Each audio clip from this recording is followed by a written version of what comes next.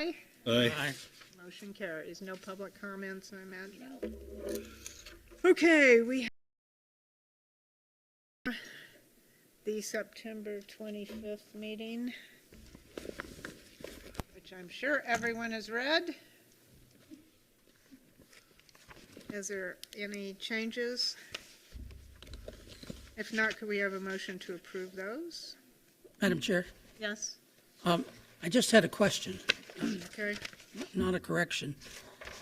But on A3 of the minutes, we say, and I believe this was a meeting that I wasn't present, so it may have been explained at that time. Under E at the top, we say, our new land holdings would have enough padding to allow us to grow into the future as the Midtown campus develops. And what does that mean? Do we own more land there, or what is this padding that we have? So we're talking about acquiring additional land and over time creating some additional buildings, but the development of the Midtown property is going to take a lot of time, and so just because SFCC is going to be deeply engaged in that entire process, what we want to make sure is that we have enough square footage to be able to provide the services and accessibilities to students and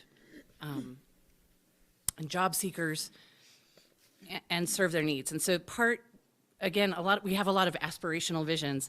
And so part of it is like, one idea is we need an additional kids campus in the Midtown. And if the Midtown is really well developed, then it should be a very nice, walkable, live, work, study space.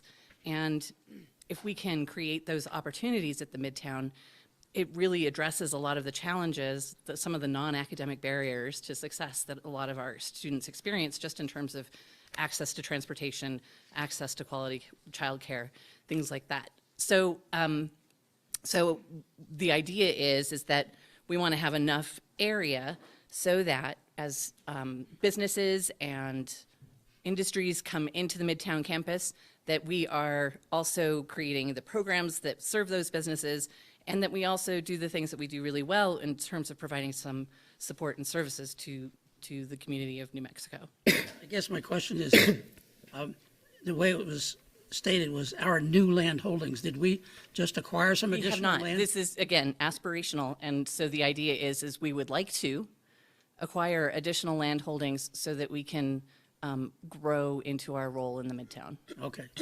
We haven't done bought any land there. No. Okay. But do we have anything beyond the HEC?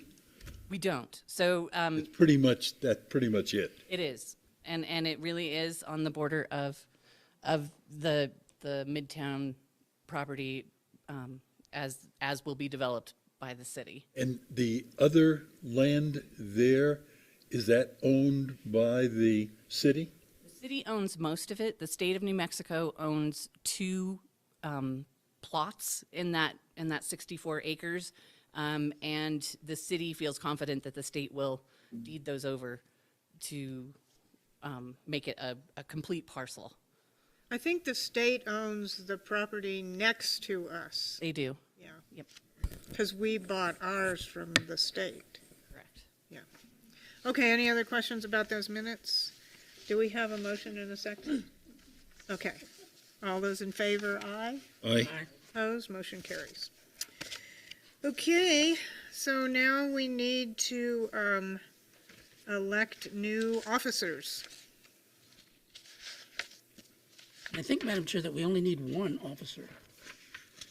Elect a new district We need a new officers. chair. I read the act and It no just other says chair? Yeah, we just officers need are defined in one the act. Okay, person. all right. So we need a new chair. Who wants to be the chair? Fun. You'll love that job. After today, there would only be 3 more meetings. 3 more meetings? We have the Learning Center District Board has 4 meetings for this. Oh, I see. instead Okay. of a monthly meeting. We Right, yeah. Yeah, what does it entail? Chairing the meeting. Pretty much, And there's 3 more meetings, yes. and when do they occur? Let's see, February, May, August, and October. They occur right before the regular board meeting. Are you looking for a board member to do it? Yes. Some board member has to do it, so. You're not looking at this chair, so you better come up, the 4 of you. How come I'm the vice chair if there's only one officer? We needed somebody. You were Can we rotate? subliminally, Yeah, we have rotated, yeah. I think that's why I was the vice chair in That would be, Some I think image that of- would be a good idea. That would give us a little more sense of sort of the HEC. you mean I'd be willing to do each that. 3 months, you mean, or each year? Oh, each 3 months. Each 3 months, oh. What? Rotate the chair every 3 months? Yeah, Is that what you're saying? Okay. Or you could rotate it every year like we do. Yeah, normally we've rotated every year like the other Although position, except, so Jody, you Policies. want to do it? the policy, I'm good with it. our policy is that the term of the learning The center regu- is the same as the term of the Okay, board. uh-huh, So it's actually 2 years. okay, so Jody said she'd do it. Yeah. Okay. My only question would be, have they determined yet, who, you know, of the people who expressed interest in the Midtown campus? So the city narrowed the field down to, I believe, 4 entrants, and the KDC developers. Thought it was 3. Was it 3 or 4? three. Three. Yeah, it's Okay. Raffles, KDC, and Central Park, Santa Fe. Right. Would be the finalists. Are you going to talk about that, Becky? Okay. Okay, so I know Department of Energy put in RFIP, so if they weren't selected, then I have no conflicts. Right. Okay. Okay, so we have a nomination of Jody to be the chair. Is there a second? Second. Any discussion? All those in favor? All those in favor, aye? Aye. Okay. Take it over. Oh, and do what? Run the meeting. Chair of the meeting. This meeting? Yes. There, okay. Okay, Where are we on the- so, we've elected a new officer, do the report, the update from, Right. We're on tab D. Tab D. Learning Center at the 5:30. Yeah, this is it. Adoption of agenda. We just finished that. Find it? Okay, Information items then? right. It's basically all an information item. This is an update, and so this is actually, I'll just say, this is my first meeting of the year with this group. So thank you for being with me for a whole full year. It's been really wonderful. So the 4 meetings that I've been to previously, it's been mostly informational, but I expect as time progresses that we will have more need for the board to weigh in on the work of the Higher Education Center because there's going to be a lot going on. So just to give some updates, I usually start off with the comparative room usage report. Compared to the total number of classes held at the Santa Fe HEC from 2018 to 2019, we actually had a decrease in 2019. We offered 8.33% fewer classes overall, and the largest decrease was with Highlands, and their offerings went down by 35%. This graph demonstrates, so all of our current partners, Highlands, Northern New Mexico College, Santa Fe Community College Continuing Ed, and UNM. A couple of things to point out. Highlands is our anchor partner. They're our biggest partner, and so their declines are of a concern to us. the numbers for Northern and for UNM are disproportionate because their buy-in to the higher education center is not as proportionately large as Highlands is. So where we can see that Northern had a 200% increase, that 200% increase is they had 3 classes in 2018 and they had 9 classes at the HEC in 2019. When you compare that to Highlands that has 7 classrooms and the proportion is important to keep in mind. Santa Fe Community College classes at the HEC have basically remained pretty stable. They're up a little bit at 2.78, but we've had a lot of growth in continuing education classes being offered at the HEC, and that's up 39%. And so I think we actually have a lot of opportunity when we're thinking about continuing education, and as we work together with the Higher Education Center, I'd like to continue to think of it as a bridging institution that offers multiple pathways and multiple points of access to education, and that valid education looks like a lot of different things, and that definitely includes continuing education. Again, this just points out that Northern offered 9 classes in 2019 versus 3 in 2018. And we had 32 continuing education courses in 2019 as opposed to 23 in 2018. And we're doing a lot more in community outreach. So this is actually kind of a leftover from the September report. We are up about 46% in events overall. And I just wanted to point out that we are up, even in January, we're up in events in 2020 than we were from 2019. So we've significantly increased our outreach to the community. We're making a lot of connections and inroads, and I think it's building those relationships that's getting us a lot of traction and a lot of interest for the goals that we have for the Midtown. On that point, Madam Chair. So are we charging for these events? According to our collaborative use policy, we don't charge like the city and the state, and so they do come and take advantage of that wonderful gift pretty often. And as I had said back in September, we are in the public service section of the budget, and so while to Member Sullivan's point that we are not a money losing business, we're not exactly a money-making business. I think with the strength of the higher education... That was a very circuitous answer to my question, which is no. No, we're not charging for the vast majority. We do have a couple. I'm happy to report that Tiger Woods Foundation is becoming a very good returning customer, and Tiger Woods Foundation is a paying customer. And they came last year once, and they're coming back this year 3 times. And they're providing STEM education for Santa Fe Public School teachers. So I would ask all of you to really consider, in our outreach, what is our purpose? And for me personally, it's pretty fulfilling and gratifying to be growing the community outreach, because we're getting a lot more of that warm reception from people like, oh, this is such a great place, and I'm so happy to come here, and this is where I want to study, and this is where I want to be. And that's what we need. That's for me, it's a really refreshing change from, we didn't know you were here.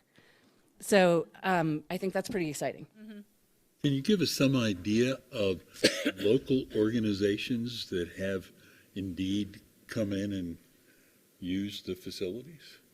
So we have a really great relationship with the State Personnel Office. So last year, State Personnel came in and did a really huge job fair with us, but they had also been in transition. They were in temporary offices for a while, and then when they got moved into their permanent offices, their training space had been taken away from them. So we're actually doing a lot of support for state personnel, and that's growing relationships in other ways. So we're making connections. State personnel is using our interns from our Ploss program, and we're finding other ways to leverage that outreach and we talk with the state personnel director about innovative trainings that we can do. We also had a really great training for the state personnel had it for the secretaries, where UNM came in and did a really innovative training. So I think that also offers opportunities for us, because maybe UNM can come and provide some of that training for Santa Fe Community College during our professional development days.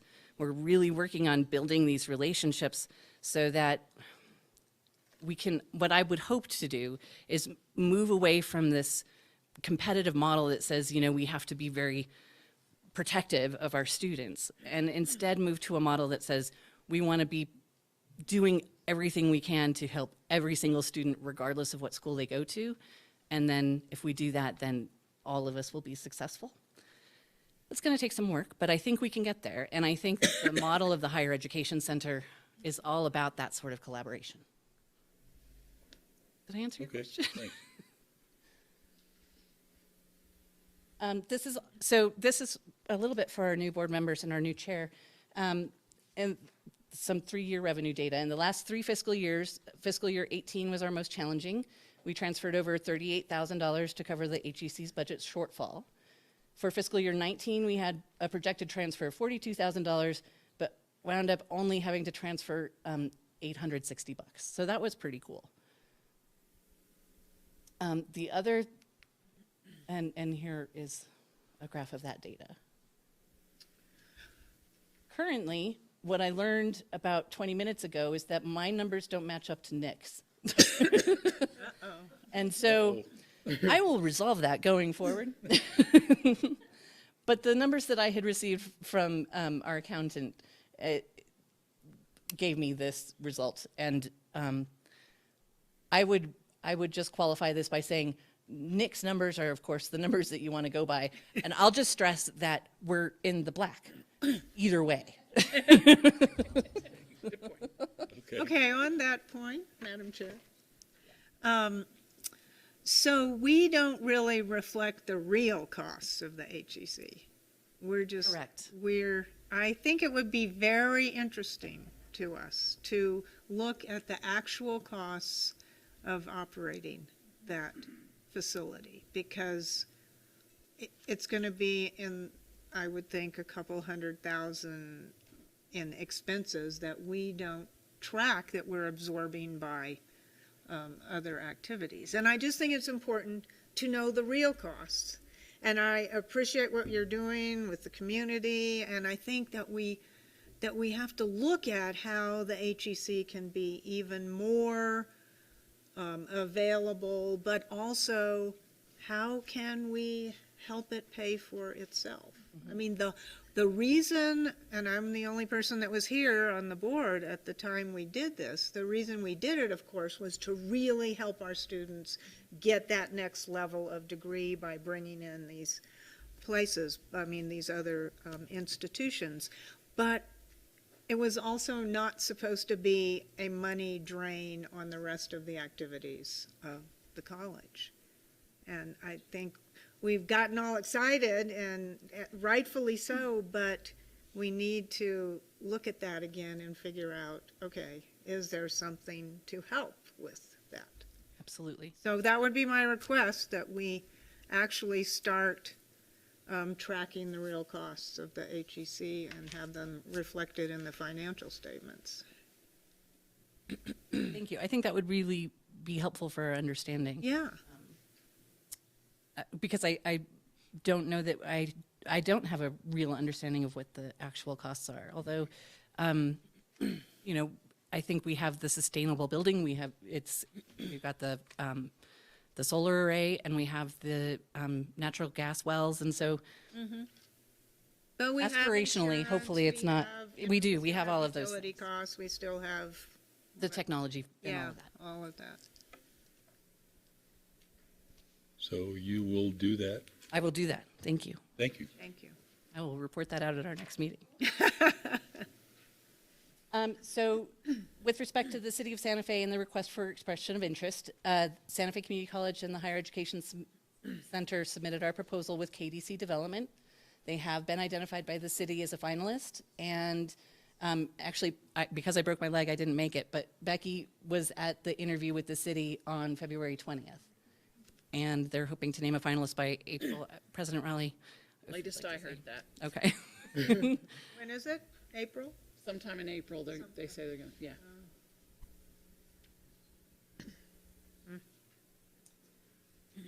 I continue to partner with Tim Castillo. He's the Associate Dean and Special Advisor to the UNM Provost for Santa Fe Initiatives. UNM and Santa Fe Community College are working closely together to develop programs. So UNM has ideas about programs that they would like to have at the Midtown campus, and we have their buy-in that whatever those programs end up being developed into, that they will partner with us for the first 2 years. And so my campaign really is graduating students with less than $15,000 in student loan debt. If we graduate students with less than $15,000 in student loan debt and a bachelor's degree, it doesn't really matter where they work. They're not going to be indentured to their education. And so this kind of 2+2 priority is really at the heart of the HEC and our other partnerships. And so we're really working with UNM to get them to open up a little bit more to letting community colleges such as Santa Fe Community College take on students and help them with their first couple of years and their general education requirements. We don't currently have a formalized relationship with UNM, so UNM did not sign a new MOA with us for this current fiscal year, and that is something that needs to be carefully crafted and developed. To your point about not being a money-sucking institution, I really do feel like this is one really good opportunity. UNM has indicated that they are interested in being at the Midtown property, but that they don't necessarily want to be building owners. So if we can figure out the partnership correctly, well, sure, we're already doing that sort of stewardship. And why wouldn't we want to assist UNM in that way in the Midtown? So I think we definitely have opportunities, and we have a chance to engage with UNM in a way that UNM has not been interested in engaging with us before.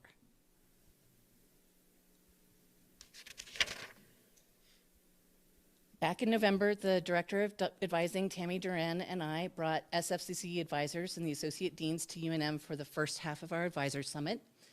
We were able to network with our peers and gain resources that have helped us better support SFCC students transitioning to UNM. And we're having the second half of the summit on March 27th, and the theme is Inclusive Excellence. So their Associate Provost of Instruction, Dr. Cheek, spoke at the summit about UNM's commitment to inclusive excellence, and we really want to partner with them on that. One of the outcomes of this summit is to establish an internal use transfer guide for SFCC advisors and instructors. Another outcome is to organize an annual Lobo Day at SFCC, and we will create articulations around the programs that will strengthen our shared goals for the Learning Center District.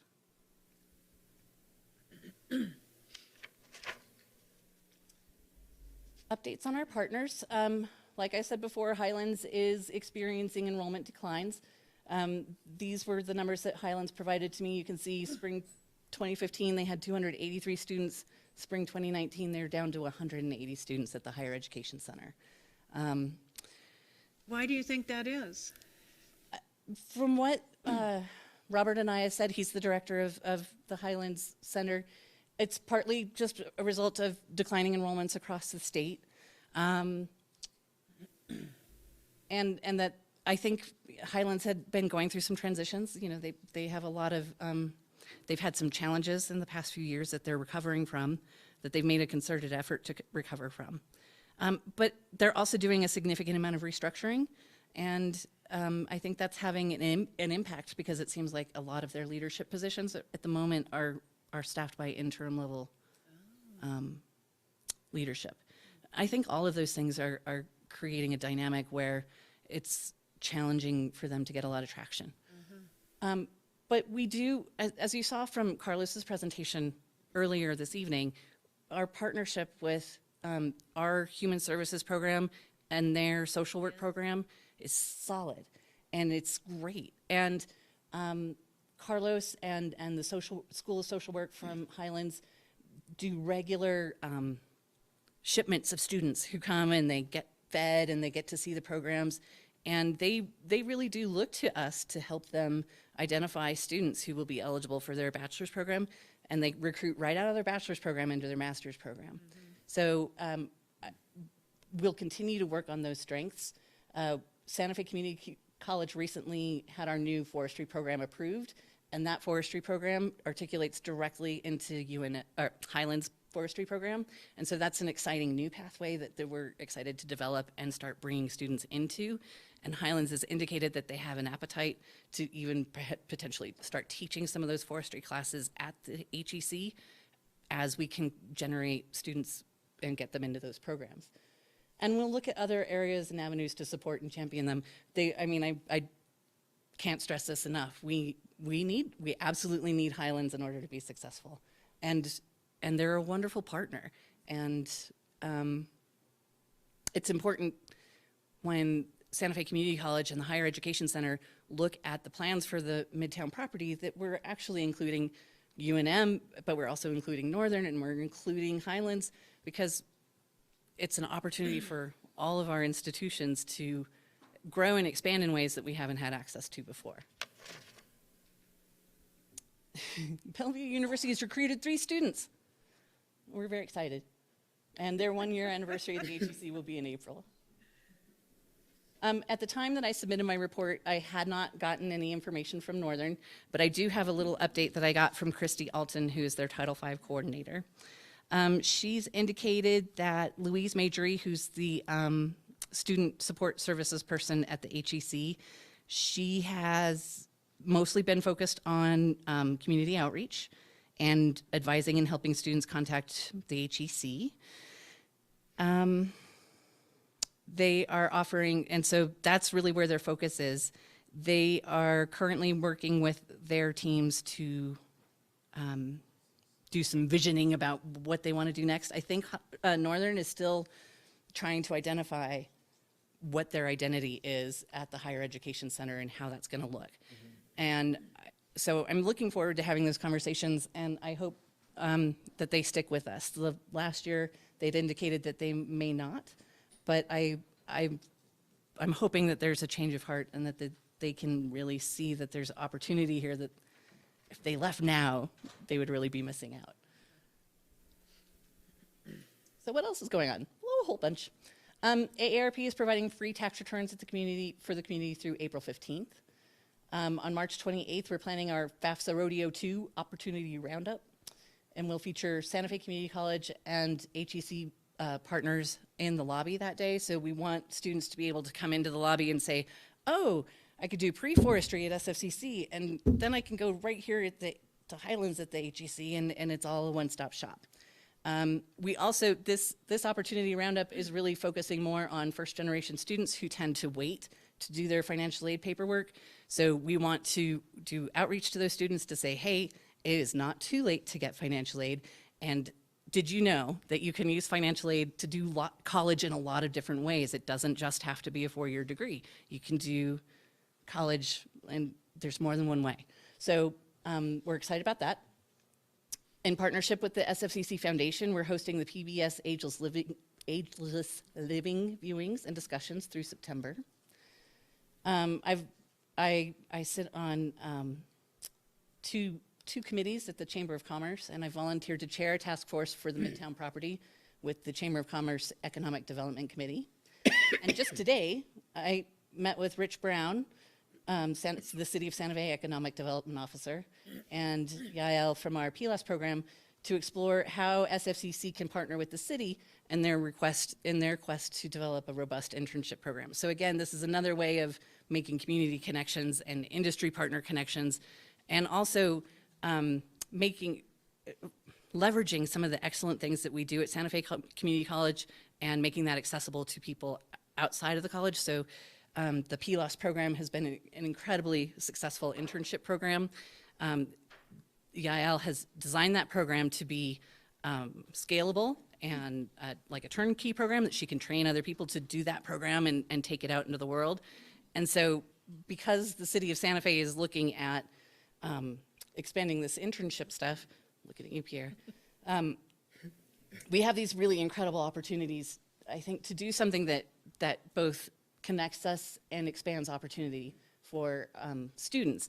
And I think the students who can engage in coursework and in work that they're paid for at the same time is incredibly validating in a way that creates success. So I think this, again, was just a conversation we just started today, but I think we're sending out feelers that are going to get some really interesting results. And that's my presentation. Are there any other questions? Any questions? I have one question, Madam Chair. The connection, I don't want to assume this, but is the connection to the decline in the courses offered by Highlands connected to the decline in enrollment, or is it that they've moved stuff online? It's both. Okay. So, yes, they, in this past year, they decreased the number of classrooms that they use at the Higher Education Center by 2, but we were able to pick up those 2 classrooms and use them for continuing education classes and other seminars and things that are happening. So we're not losing occupancy. We may be losing a little revenue there. In talking with the Highlands instructors, it's really, really interesting, this transformation in higher education and the access to online classes. Students say they want the collegiality of the face-to-face relationship in a classroom, but when real life presents itself, what happens most frequently is students end up opting for the online option.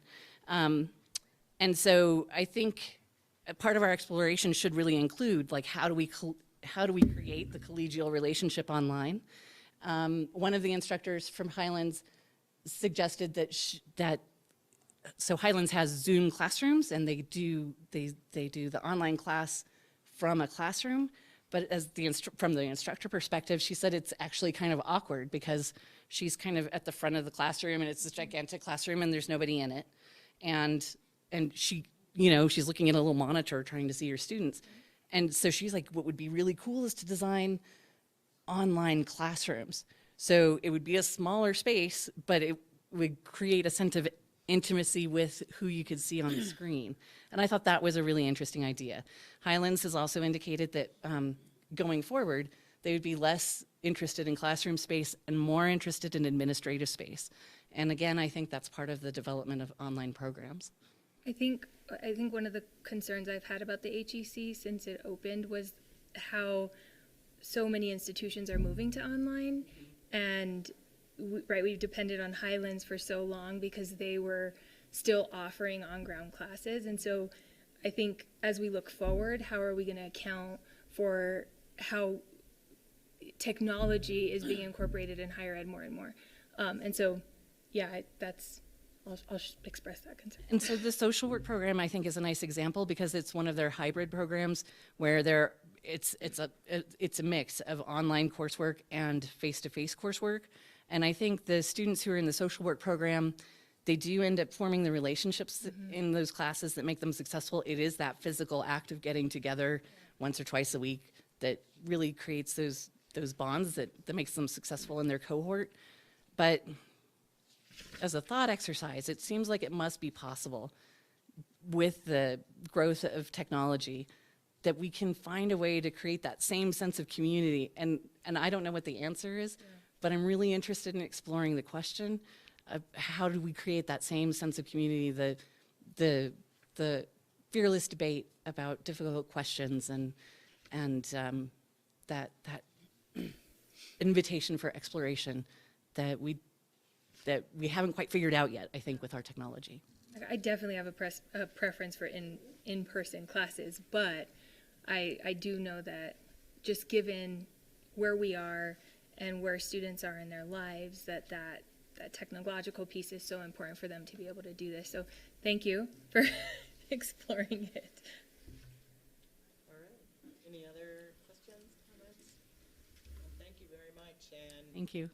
perhaps you and I can get together about time to meet or something. I would enjoy that very much. I'll reach out. All right. Board reports, discussions, other business. Anyone? Nothing. All right. Move to adjourn. I so move. Second. All right. All those in favor? All in favor? Aye. Aye. Opposed? Motion carries. Okay. Thank you. Okay. Thank you. All right, thank you. We'll move now into be well. Into the regular board meeting agenda. There is a quorum. Welcome to our guests and to our staff and faculty. We'll move next to adoption of the agenda. Just a clarification on the consent agenda. We reviewed the comments from faculty and staff, and there was one addition to Policy 111, and that was in Section A under Policy Process to add in it after university professors and other collective bargaining entity. So that was the only change made to that. So we should remove that from the consent agenda. You think? Yeah, Why? because it's different than it is in the book. We made a change that you just mentioned. Oh, you made the change. Okay. That's fine. We can remove it if you like. And also, let's see. Henry has asked, we have some guests here who are going to report under the information items about the Automotive Technology and Training Center and discuss the final GMP. So he would like to get them on their way back to Albuquerque when he can. And so the thought is perhaps after we finish the foundation report, before we go into tab B communications, we could invite them to give their presentation if that doesn't cause a problem with anybody. Okay. So with those changes, I'll entertain a motion to adopt the agenda. I move we adopt the agenda with removing the shared governance from the consent agenda and moving up the automotive to after, before tab B. Is there a second? Second. Those in favor say aye. Aye. Aye. Next item, do we have public comments? No public comments today, so we'll move to the President's report and the Employee and Student of the Month. Thank you, Chair Sullivan. So for the Employee and Student of the Month for January, the Pass It Forward Award goes to Robert Bond from OIT, who is nominated by Jessica Garcia in Finance. Do you have any comments or anything? Statement. The person I pass it forward to is Robert Bond. I have had the pleasure to work with Robert on a couple of hiring committees and truly enjoy his kindness, sense of humor, and knowledge that he brings to our meetings. He has also helped the finance team in a tremendous way by automating the duplication process, which saves us a lot of manual work. He is a mastermind superhero. I appreciate and thank you for all you do for us. And for the WOW-gram, that goes to Melissa Martinez in Purchasing, who is nominated by William Murray from FAO. Any statements? Okay. And the Student of the Month is German Garcia. And he does have a statement. Okay, And go you ahead. guys, and I also gave you all a little sheet of paper with his picture and a description of what he did to become Student of the Month. Herman said, "Hello, my name is Herman Garcia, and I was awarded the Student of the Month award for the month of February. This is my second semester, or this is my second year here at Santa Fe Community College, and I'm also a member of the National Society of Leadership and Success. My major is currently under allied health, but I want to be in the nursing program here at the college. At first, I didn't want to come to school because I knew of the financial burdens college endured. When I first enrolled in college, I was breezing by, not trying at all in my classes. However, that soon bit his behind. I know I messed up in my couple first semesters here at Santa Fe Community College. However, I am correcting it, and it feels good that my hard work is recognized as a student. I'm a very hard worker, and I try my best to lead students to the best of my abilities, whether it's at work or if they're lost in the hallways. This award means that my efforts haven't gone unnoticed and that someone is constantly watching. Thank you." Thank you, Ian. Okay, so on for my report. First of all, our HLC Accreditation site visit was on February 17th through 18th. From all accounts, we think it was a successful site visit. The creditors were complimentary. It will be a few weeks before we get our report, and then we will update you on that. I do want to extend special thanks to Yash Morimoto and Jill Carlson for all of their hard work in pulling it together, and to everybody who participated, because it kind of keeps everybody in high alert the whole time that you have site visitors on campus. And the grounds look terrific, so thank you to Henry and your staff. And you know, we put our best foot forward, I think, so I'm very optimistic. Quick update on the legislative, under the legislative session. I thought it was kind of a short, grueling session. I was glad it was over with. But the Opportunity Scholarship finally came through as an amendment to House Bill 2. So the price was cut for it significantly. It came through as a $17 million scholarship. Which is, you know, still, I think, going to be able to provide something for a number of our students. So it's still a middle dollar scholarship, so that the first order of service would be the lottery scholarship, and then the opportunity scholarship, and then Pell would be the last funds applied. So the thinking there is that more money would be available to students for the true cost of attendance, things like books, transportation, housing, and all that stuff that we know really costs more than tuition anyway. There are some things, there's really little provision for part-time students in this, and so hopefully there will be some adjustment to it coming up in the future years. The funding is only there for 1 year, but I think the intent, I mean, if it's successful, is for that to be extended. There was kind of a little, I don't know if you called a little battle over it at the end, where it looked like it might not even be heard, and then it was kind of amended at the last minute and included there. So I don't know what kind of deal making went on in that, but we will have that, and then we will be receiving further details from the Higher Education Department about how to roll that out. The Higher Education Department is applying for a $25,000 grant from the Lumina Foundation to help with the rollout of the scholarship and promoting it, and Santa Fe Community College Foundation will be the fiduciary depositor for that money, so that we can help them accept the money and move forward with how that will be used to implement the scholarship. Could I add something there? Absolutely.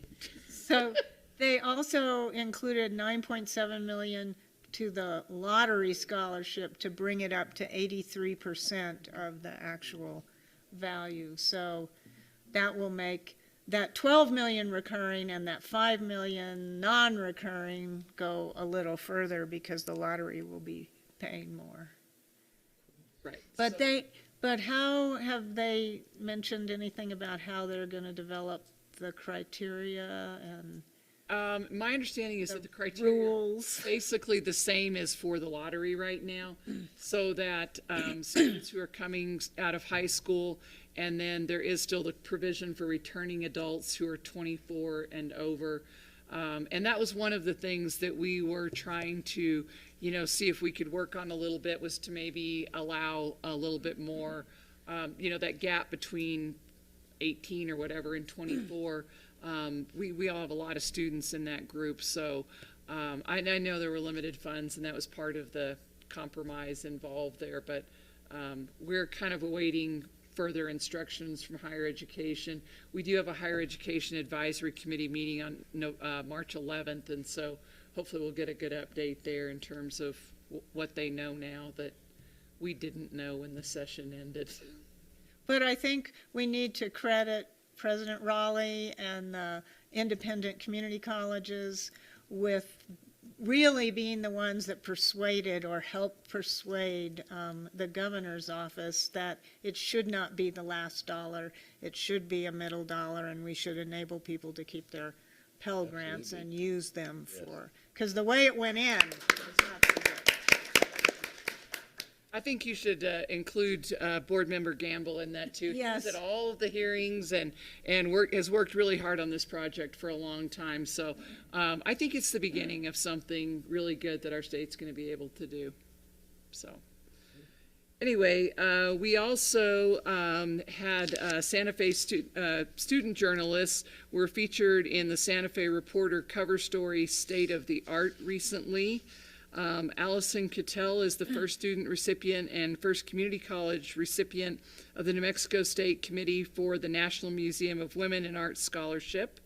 She'll get $2,500. Business student Uriah Kachora was profiled in the Los Alamos Daily Post story Spotlight on EBT's Uriah Kachora and her community outreach efforts. Santa Fe Community College celebrated Black History Month with Shades of Color, a series of lectures and events including 400 Years of Slavery in North America as part of the New York Times, the 1619 Project, and the Journey of Man genetics video produced by Professor Stephen Martinez, African American food history and short videos featuring Black artists, blues guitar demo by Professor Andrew Lovato, video presentation on the civil and gay rights leader Bayard Rustin, poet Tyrone Wright, and the PBS Reconstruction Parts 1 and 2 introduced by Stephen Martinez and John Ketchens, the Master's Program NAACP Youth Culture and Justice Discussion and I Am Me video, and Oriana Lee's variety show. So we had pretty much something it seemed like almost every day during Black History Month, so it was really, really good. The Welcoming and Advising Center hosted representatives from institutions Bellevue University, Northern Arizona University, and Northern New Mexico College to talk about transfer opportunities. The President's Diversity Advisory Committee is hosting discussions on what does it mean to be a Hispanic serving institution. The Welcome and Advising Center will host Spring Transfer Day on March 3rd. Kate McCahill wrote an inspiring letter to the editor in the Santa Fe Reporter's February 5th edition.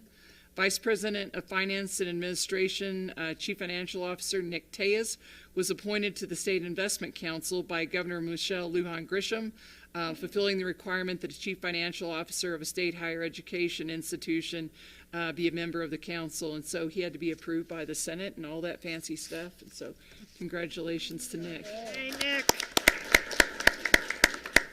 Get us some money. Under local and statewide bonds, under the Fitness Center, the requests for quotations have been issued for separate packages of work for plumbing, electrical, gym equipment, and outdoor facilities. Under the Automotive Technology Center, construction on footings and stem walls will be completed this month, and slabs and steel are in progress. And the facility is still scheduled for completion time for the fall 2020 semester. Under the main learning space and campus, the dust collection is kind of put on hold for a while as we're exploring various options that turned out to be a little bit more expensive project than what we'd originally thought. Under the welding lab upgrades, all of the design documents have been completed. The project requires administrative approval by the New Mexico Higher Education Department, and we'll be submitting those forms soon. And a request for quotations was issued to 7 firms this month. Under the parking lot improvements, Horrocks Engineers has started working on the evaluation study, and the design is in progress. Under the additional learning space and classroom, the renovations of the Health Science Center's bio wall are complete now. It looks really great if you haven't had a chance to look at it. Really nice. The Facilities and Operations held a kickoff meeting with business environments who will be renovating the Adult Education Office. The kitchen boiler flue replacement project has been completed. And the elevator upgrades have been completed for 2 elevators, and the upgrades for 3rd elevator are scheduled soon. For the 2016 and 18 GeoBond projects, the renovations for the FAO office is scheduled for completion in June. The roofing construction is slated to begin in July. The wastewater treatment plant transfer to ranch land is under construction and design. The documents are due in March, and the request for proposals is due in May, and hopefully construction will start in early June. As we've said, I participated in the KDC presentation on the Midtown campus on February 20th. So this was an hour and a half presentation. Each of the three finalists was asked to do a separate presentation before the city committee that will be making the final selection on who the final master planner is. And so KDC finally decided that they wanted all their potential partners to do a small segment of the presentation. So what I did was I pitched the idea of Santa Fe Community College starting a surgical tech program on the Midtown campus or in that space, expanding our current LPN program that's at Capitol High School to Santa Fe High School. These are all ideas other people gave me, which are really, and Lillian Montoya was actually the person who requested and actually asked that we look into providing a surgical tech program because apparently that's their number one need there right now. And so I think that since they're also a partner in the same proposal through KDC, they talked a lot about Santa Fe Community College as the most important partner they have in their whole workforce system. So I think that keeping that partnership strong is really important. And then we also talked about adding to film production in the area, working with below the line film production, and looking at the program that UNM is proposing to offer, which is in things like virtual reality and things like that, so that it would be classes at the first and second year level in design and in technology that would support their programs. So as Megan mentioned, I think this really is a good opportunity for us to be able to really partner with UNM. UNM is very collegial in terms of this project, so I do feel like it is a really good opportunity.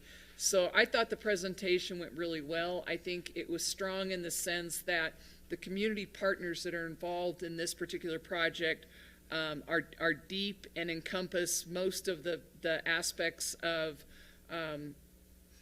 what we really want in the Midtown campus. And HomeWise is the housing provider in this proposal too. So I think that it's strong. And so the other two, Central Park, Santa Fe, and Raffles, did theirs, I think, either the same day or another day around there. And then they'll be reviewing all of that and then announcing somebody sometime in April. A thing to remember, though, is that since we did submit with KDC, even if KDC does not get the bid, we're still in the proposal, and we can easily work with one of the other providers if one of them should get the bid instead of KDC. But I think that KDC is going to be really tough to beat because they have a lot of experience in doing projects like this, and apparently they already have the money. So two kind of important things. So you didn't hear the raffles? No, we were not allowed to hear those. Ah. No, we were all, it was just that group came in there, and then we never even crossed paths with each other. They had them scheduled so that it was like, a jury or something like that. I have huge concerns about their even considering Raffles as a builder for our I'm a little campus. surprised. Yeah, the fact that they wanted to buy the University of Art and Design and didn't get it together to do that, and now they want to come in and put in an outside educational institution that doesn't necessarily meet our community needs. I haven't seen a whole lot of I haven't really seen any detail in what they're doing, but my impression is that what they're proposing is a lot different than what KDC is proposing and what Central Park Santa Fe is proposing. So I don't know. It'll be interesting to see. Can you give us any idea what KDC is proposing other than what you said? They are UNM is in their partnership, and so UNM has this really interesting concept called the Aquifer, where they would start out by offering a program that really focuses, it's really interdisciplinary with art and design and technology. It has sustainable building kind of built into it, so it's a very interesting thing, and it has a lot of potential to develop out in a lot of different ways. One of the other one of the other groups is Youth Works that was also part of that. They're proposing to develop a culinary kitchen so that the kids that go to that program could run the kitchen and provide food services in the area, and then it would also be a training program for those students. She's also interested in having Santa Fe Community College provide much more dual credit in that area so that their students would have more opportunities as well. The hospital is proposing having some kind of a presence on the campus so that there would be more immediate access to, especially after hours healthcare, and then making sure that they're part of the corridor. So the whole approach is not just what's currently on the Midtown campus. It's kind of developing that whole corridor around St. Michael's, and it includes up to the middle school and then all the way over to Santa Fe High School and that kind of broad area. And so a lot of it involves some park space, better connecting roads and everything, because that seems to be one of the biggest complaints about the current space, is that it's really hard to access. And so that would be part of it too. And then they want to develop more retail space in that area, and they see it as something that would be kind of a high density housing with mixed use spaces. I thought one of the developers was, I thought, fairly astute in that he said that anybody who thinks they know exactly what they want to do on this space right now is going to change their plans and change, everything will change as all of the partners are kind of determined, because I think exactly what everybody does will be sort of dependent upon kind of the synchronicity that you gain from the other partners. So it's going to be a long-term project, as Megan says, but I think that they're very interested in some sort of, that they would build, people would lease from them in that kind of operation. So we'll see. Great. Thank you. Okay. I forgot where I am, sorry. Yeah, the AARP Foundation is providing free tax prep at the Higher Education Center. And we have accounting students who also participate in this. They take a class and they're trained under adjunct faculty member Margaret Hopkins. The planetarium hosted public presentations. The Learning Center District Board met on February the 26th.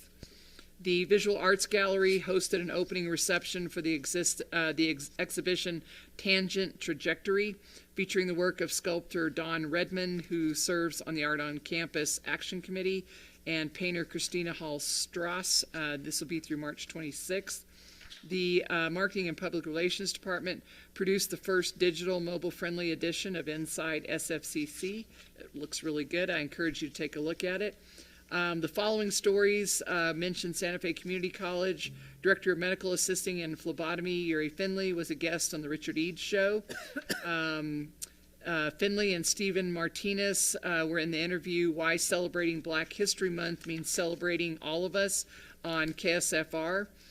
Student Candace Merrill's opinion piece, My View, Get Passionate About Mass Transit, appeared in the New Mexican on January 18th. The Santa Fe Reporter story on the cutting edge of water efficiency mentions SFCC's role as a partner. And also that article also mentioned Amanda Hatherley, who's the director of the Center of Excellence in Energy Efficiency. And then SFCC is credited for its contributions in the City of Santa Fe press release, Santa Fe named Sustainable City of the Year. Under collective bargaining, the Labor Management Relations Board met on February 14th, and they elected the following officers: Justin Kaufman as the chair, Ruth Kovnon as the vice chair, and Holly Agajanian as the secretary. Under administration, the Plant and Operations has been renamed Facilities and Operations, and while their existing office is being renovated, they'll be housed through May in the West Wing, lower level, room 305. Bernadette Jacobs has retired as the Dean of the School of Arts, Design, and Media Arts and the School of Liberal Arts. The Dean of Science, Health, Engineering, and Math, Jenny Landon, will serve. She's overseeing, she's not officially the interim dean, but she's overseeing all those operations, as if she didn't have enough to do already. And Dr. Jacobs has agreed to support Dean Landon in the coming months, and so she's still currently working in a part-time capacity for us. And currently the college has 25 job openings posted online. Upcoming events through April 16th, we will have the AARP's tax preparation. March 6th, the faculty staff in-service day, when the college will be closed. March 11th, capital improvements hearing with the New Mexico Higher Education Department. Spring break is March 16th through 22nd. Everything will be closed. March 29th, the Jazz Brunch fundraiser for student scholarships at the Santa Fe School of Cooking. April 4th through 5th, the annual Gerald Clay Memorial Basketball Tournament. And April 10th through 12th, the spring holiday, and the college and the HEC will be closed for that too. And with that, I'd be happy to answer any questions if you have any. I have a question. Why was the decision made to put an interim in Dean Jacobs' place instead of? We actually didn't put it in, and we're doing, the search is going on right now for the, we've interviewed one candidate. We have a candidate interview tomorrow, and then we have 4 more interviews. And so those are going on right now. And so Jenny is not in an official interim capacity. She's just kind of the go-to person for people in that vast area who might need the assistance of a dean. Thank you. Mm-hmm. Mr. Chair, I have a question. So the bathrooms in the fitness center, the gender-neutral bathrooms, what's the status on? They are scheduled there. I know there's a meeting. Is that next week? Henry, do you want to address that? Thank you, President Rowley, members of the board. Yeah, we coordinated with the current architects. We're going to continue with the construction of the additional gender neutral restroom. But there was that space isn't quite large enough to include some of the amenities that the gender neutral would provide to see in the restrooms. So we've, in the process of forming a committee, we're getting all the names together, students, faculty, staff, and administrators. And we're just about to hold our first committee meeting so we can get idea and some understanding and appreciation of what we have to do. So we wanted in a typical type gender neutral restroom. And so we can do that for next fall process or next construction project to actually run in a larger space. Okay, thank you. Anything else? Okay. Thank you, Becky. We'll go then to the enrollment report.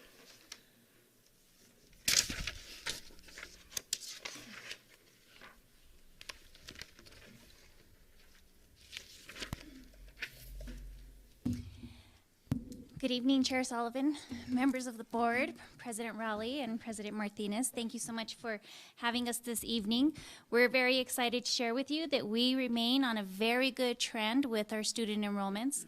As you can see before you with the report that we provided, as of this morning, we are up in headcount by 1.81%. This is really good, yes. This is great because we are probably maybe one of 2 of all of the colleges and universities in the state of New Mexico to be at an actual increase in head count. So this is due to, in part, to some great work that I'll share with you in just a minute about what we're doing. We do realize that we are down slightly in credit hours, and that's where we get funded, and we understand that with tuition and fees, but we're working on that. And with some of the things that we're doing right now based off of our outreach, we hope to get to a very good place to where we're not down at all in student credit hours. Some of the things that we're doing is we're reaching out personally, and these are all person-to-person phone calls, emails, text messages. We're reaching out to students who have been admitted but not enrolled for the spring semester. We're reaching out to students who are enrolled currently, who are Pell eligible, in Pell eligible programs and have not applied for federal financial assistance. So we want to make sure that we try and reach out to them and help them with that. We're also reaching out to students who have applied for FAFSA but have not applied for a scholarship to try and encourage them to apply through the scholarship application. We're also reaching out to students who did not persist from the fall to the spring semester. We're also looking at students who are enrolled in full-time, but not in a declared major, because we want to try and see what's going on and see if we can get them in a major, because then they might be eligible for financial assistance as well. We're also reaching out to students who are enrolled, not on aid, have no payment plan, no third-party payment, and are not considered a senior citizen to discuss with them some payment options and payment plans. You'll see on the enrollment trends themselves with the student registration detail, we're staying pretty average with who we have served in the fall semester. That includes our student type, that includes our students by race and ethnicity, by age, by senior status, and we're also trying to continue to maintain at least those who have applied for federal financial assistance and receiving Pell. We realize that that number is at 23%.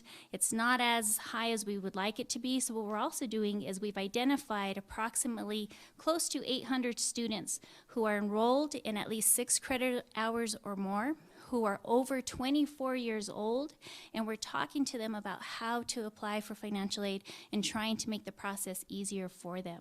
So there's a number of different outreach efforts that we're doing, not just for prospective students, but for our current students. It's about cultivating that culture of care for our students, about retention, about empowering them with knowledge and making sure that they are very strong students, informed students while they're here as they get prepared to continue down their path, either towards graduation, transferring out, or getting ready for a career. With that, I will pass it to my colleague, and then we'll stand for questions. Thank you very much, Tomasina. Chair Sullivan, members of the board, President Rowley. I come to you today with very exciting news on the dual credit side, and it is this. So for our new members of the board, last semester, fall 2019, we experienced the largest dual credit class in history, and that was 924 registered dual credit students at Santa Fe Community College. We now move to spring 2020. We have not yet even completed our registrations, although we are getting very, very close, but I am happy to report that as of 3 p.m. today, when we ran the report, there are, right now, 919 registered dual credit students taking classes as Santa Fe Community College students. And what that means is, when I come back next month to report to you, we will have smashed that record of 924 students. Woo! Thank you. And it just goes to show you that there's a lot of work behind the scenes, and it also tells us that the districts, the various districts that we work with, the high school principals, the high school counselors, and the students themselves trust Santa Fe Community College. They want to continue taking classes with Santa Fe Community College. They love our faculty, they love our staff, and we are there to help them, and it is just a pleasure to see the growth of the program and the continuation, I should say, of the classes on the high school campus, and just the sheer volume of students that continue to take dual credit with Santa Fe Community College. Chair Sullivan. Are there questions on the enrollment report? George. And Linda. Okay.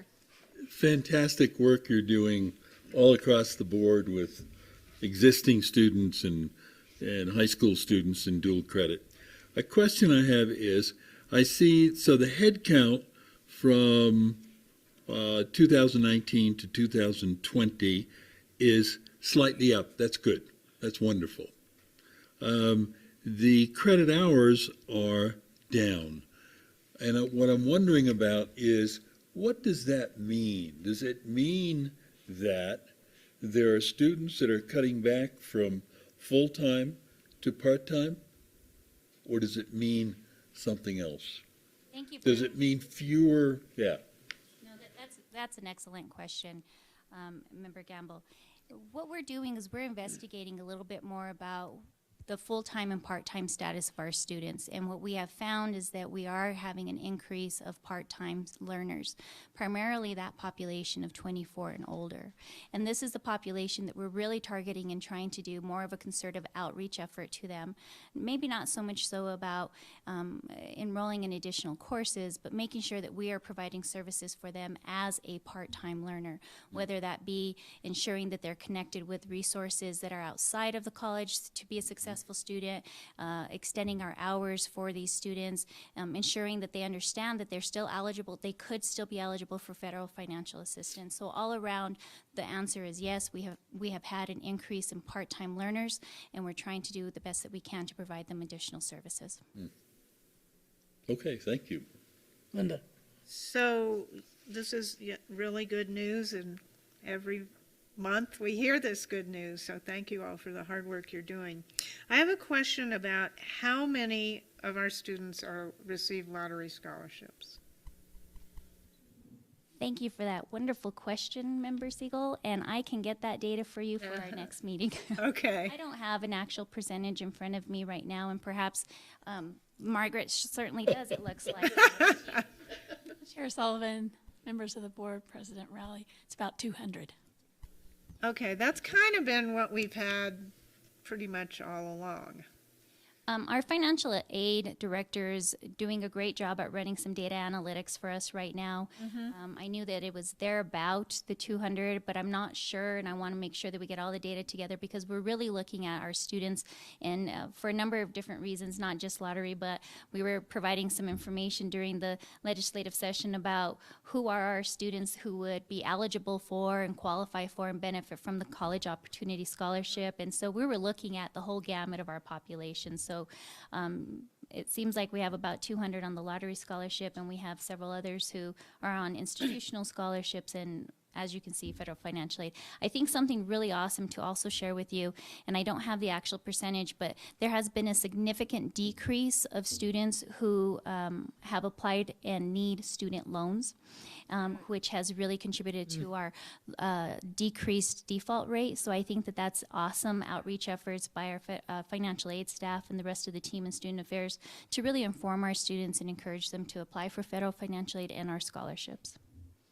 Well, it seems like for the Opportunity Scholarship that a lot of our students are going to be eligible, and that's going to pay a lot of tuition.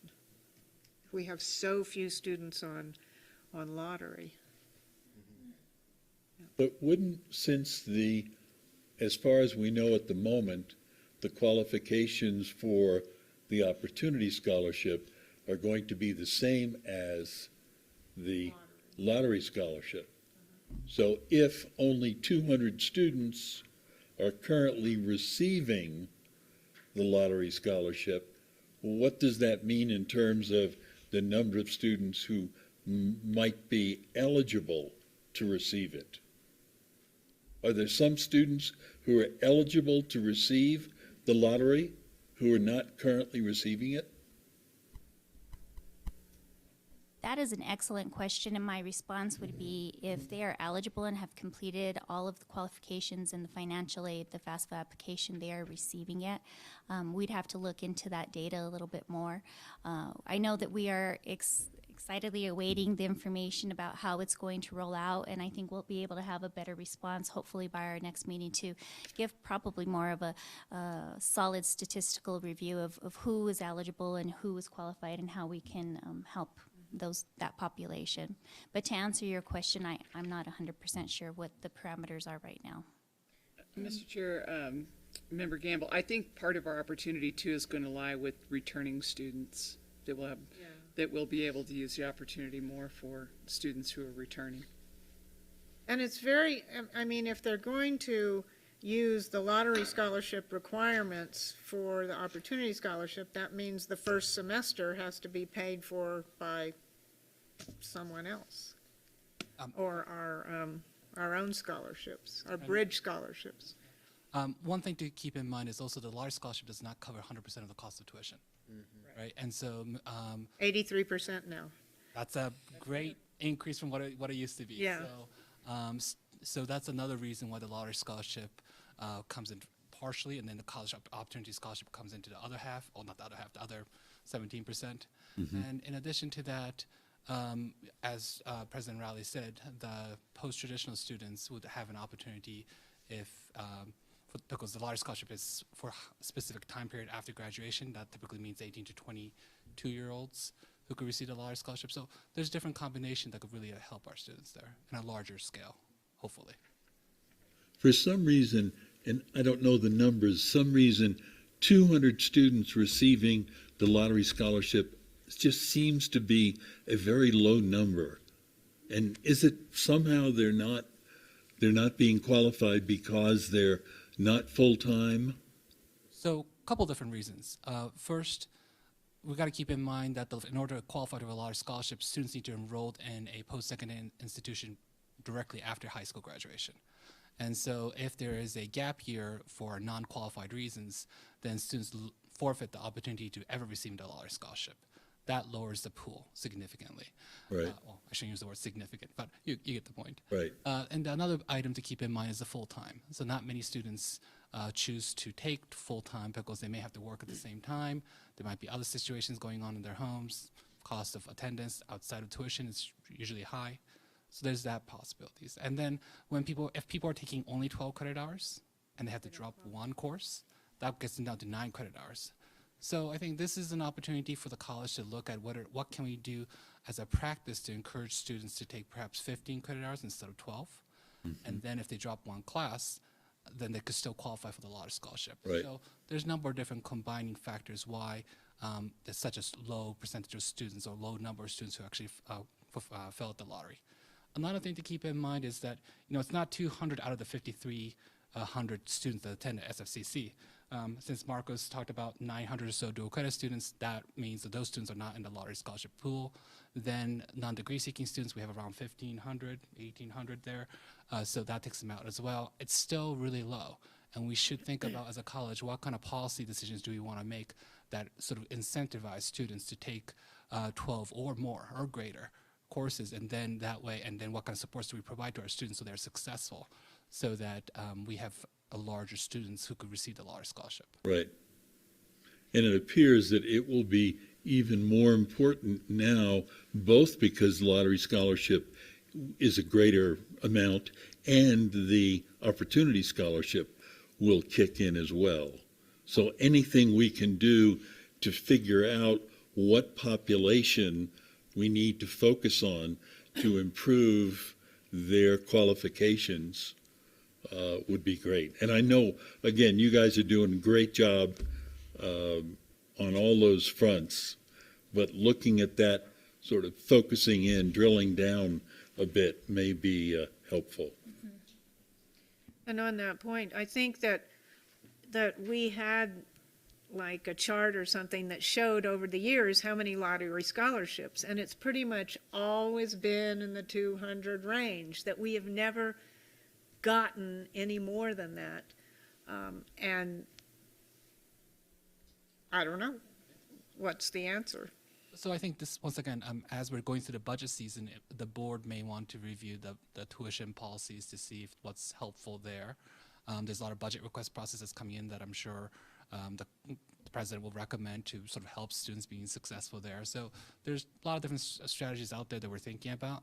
In particular, I thought the Title V group has done a fantastic job of trying to help moving the college forward. So, right. A lot of the research talks about wraparound services is what helps students become really successful. And so I am very excited about what the Title V grant is going to do for us, and more importantly, what the faculty and staff on this campus is willing to do for our students. Great, yeah. Thank you all very much. I just have a quick comment. It looks like, based on the age data that you're showing on the back page, I don't know if everyone has this. It looks like we have roughly 1,000 students over the age of 24 who are enrolled full-time. So I'm curious if, in addition to those lottery students who could be maximizing, right, with the opportunity scholarship, what sort of outreach plan there's going to be. And I know we're not there yet, but to think about the outreach plan that's going to happen for those 1,000 students that are currently enrolled in preparation for fall, and getting them to remain eligible for the opportunity scholarship. Board Member Quintana, just to clarify, FTE is a full-time equivalent and not full-time. So if you take a student who's I hate to use students as a unit, students as a unit, but if you think of somebody who's taking like a 5 credit hour and then another person taking 7 credit hours, that makes 1 FTE. So it's not that those people are full-time. So full-time equivalent would be, Dividing the total credit hours that those people are earning by 12. okay. So then, do you know the percentage of so I guess where on here could I see how many full-time students you have? Is that available to us? No, but but I'm happy to get that information for you.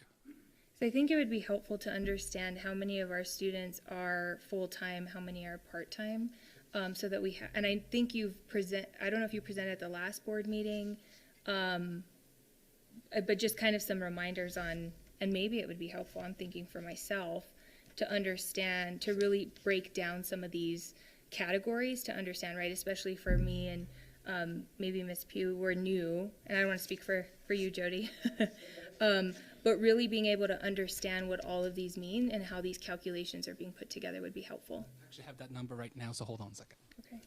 Well, also, I mean, building on that, Yash, the notion of breaking down full-time, part-time, eligible for lottery scholarship, not eligible, any way that could be segmented, broken down, that would be very helpful to understand, again, and to some extent prepare for the opportunity scholarship and how that will benefit. I'm happy to do a sort of a data dive presentation, maybe in future board meetings, if that's appropriate. Just as a reference point, we have around 990 full-time students in a given semester.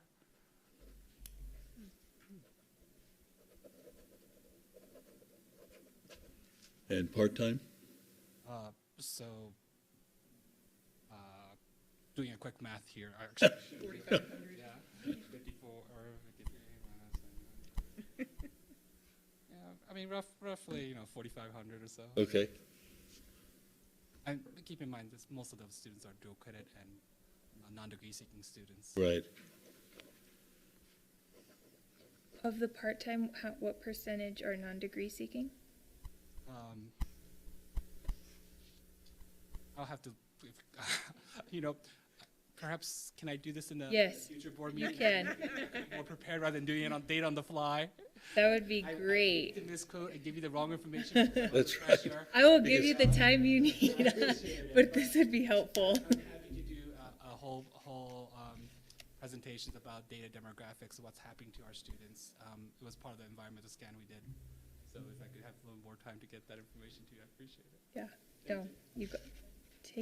Yeah, that's great. Take the time you need, but not too much time. Final question that I had is on your enrollment chart up there, is under spring semester 2019 and then down below the same. In courses, the number of courses in February in 2019 was 964. At the end of the semester, the final number of courses had dropped down to 904. So then when we compare over to the spring semester, this school year or semester, again in February, we're looking at 932 courses, which is a drop from the similar period in 2019. And then in the chart below it, of course, we just repeat those same numbers because we haven't gotten to the end of the semester yet. So we say 932, but if we dropped from 964 all the way down to 904, which is a little less than 10%, would we anticipate a drop in courses this semester as well, by the end of the semester? So the number 932 would be probably less than 900. There are late starting courses, and if it doesn't make in terms of the appropriate size, then it might drop a couple more numbers there. Yeah, so if courses drop, then enrollment drops. Well, not necessarily, because those are future students who could be potentially added. So yes, it could be that, or it could be either way. Yes. Yeah, because it doesn't do it always, because in 2019 you dropped 60 courses, but the actual enrollment increased by about 200 students by the end of the semester, which is kind of an interesting It's always about ratios, metric. right? Because we got to think about faculty to student ratios of the classes and the costs associated with it, when the appropriateness of those courses being really helpful for our students to graduate, and all those different kind of factors that goes into balancing that. So that's part of one of the reasons why that data is changing that way. Yeah. So what I was getting at then was, we're up on head count now by 1%, a little over 1%. So are we thinking that that's going to hold throughout the end of the semester? Most likely going to fluctuate slightly, but it's going to be in the same range. Be about the same. Okay. Any other questions on the enrollment report? Yes, one more. No, I'm sorry. You only get 5 questions. Okay. So do we know how many students graduate from Santa Fe Public Schools and go to college? Yes, that number, we do know that number through our collaboration with the Santa Fe Public Schools. So can you bring that number back to us? Yes, I could bring it at that point when I do a future presentation. The reason why I'm hesitant to share that information now is part of our data sharing agreement stipulates that whenever we share information publicly, that we talk to them about it first. Okay. And so, I mean, I would just like to know the number of people who graduate and the number of people who go to college. well, Then we know how many came here. absolutely. So And then we know, why aren't the others coming here? yes, Well, absolutely. we don't know that, but And we it's need to been- find that out. What I could say is that as a community, several years ago, about 5 years ago, we made a goal of increasing that percentage, and we have surpassed that goal. And so we're never happy with where it is, but we're very satisfied and happy with the amount of progress we're able to make. So let me talk with the Santa Fe Public Schools saying, hey, according to our condition of MOU, we said that we're going to do this, so let's follow through with that first. Okay, thank you. Any other questions on the enrollment report? Okay, hearing none, thank you for your hard work. And we'll ask Ms. Deborah Bolt to talk to us about her quarterly report from the Santa Fe Community College Foundation. And notice, people, that this report is on 2 pages. Keep that in mind as we move forward on future reports, okay? Are you implying it should be front to back? No, I'm implying 2 pages is 2 pages. Continue, Ms. Bolt. Thank you, Chair Sullivan, Vice Chair Gamble, members of the board, and Dr. Raleigh. I'm very happy to present to this board on a quarterly basis, and I'm presenting tonight to you the 2019-2020 6-month report that ended on December 30th. And before I do, though, I want to just say how grateful I am for the participation of 2 governing board members on the foundation board, Vice President Gamble and Board Member Pierre Quintana. Also, I want to recognize Associate Vice President Tomasino Ortiz Gallegos and SGA President Ian Martinez, both who serve as presidential appointees to our board and keep us linked to the needs of the students, and that is so important for us. So thank you for that, the partnership that we have, the foundation board and this board. So I'm always happy to come speak to you, especially when it's good news. And the revenue for the first 6 months of FY 2019-2020, July through December, was $1,123,325. And that breaks down as $588 $48,510 for cash gifts, and those are in our 3 pots of money: restricted, unrestricted, and temporarily restricted. $47,300 in in-kind gifts, and $487,515 for investment income, which was a really good increase because we had a deficit last year of over $500,000, and then with the dividends and interest, we had an increase of $1,012,000, and it's been very good. And I know that fluctuates a lot, even in the last couple of days, but I think that this is a really good position for us for 6 months of activity, and that includes a clean audit, and we're very happy to have that.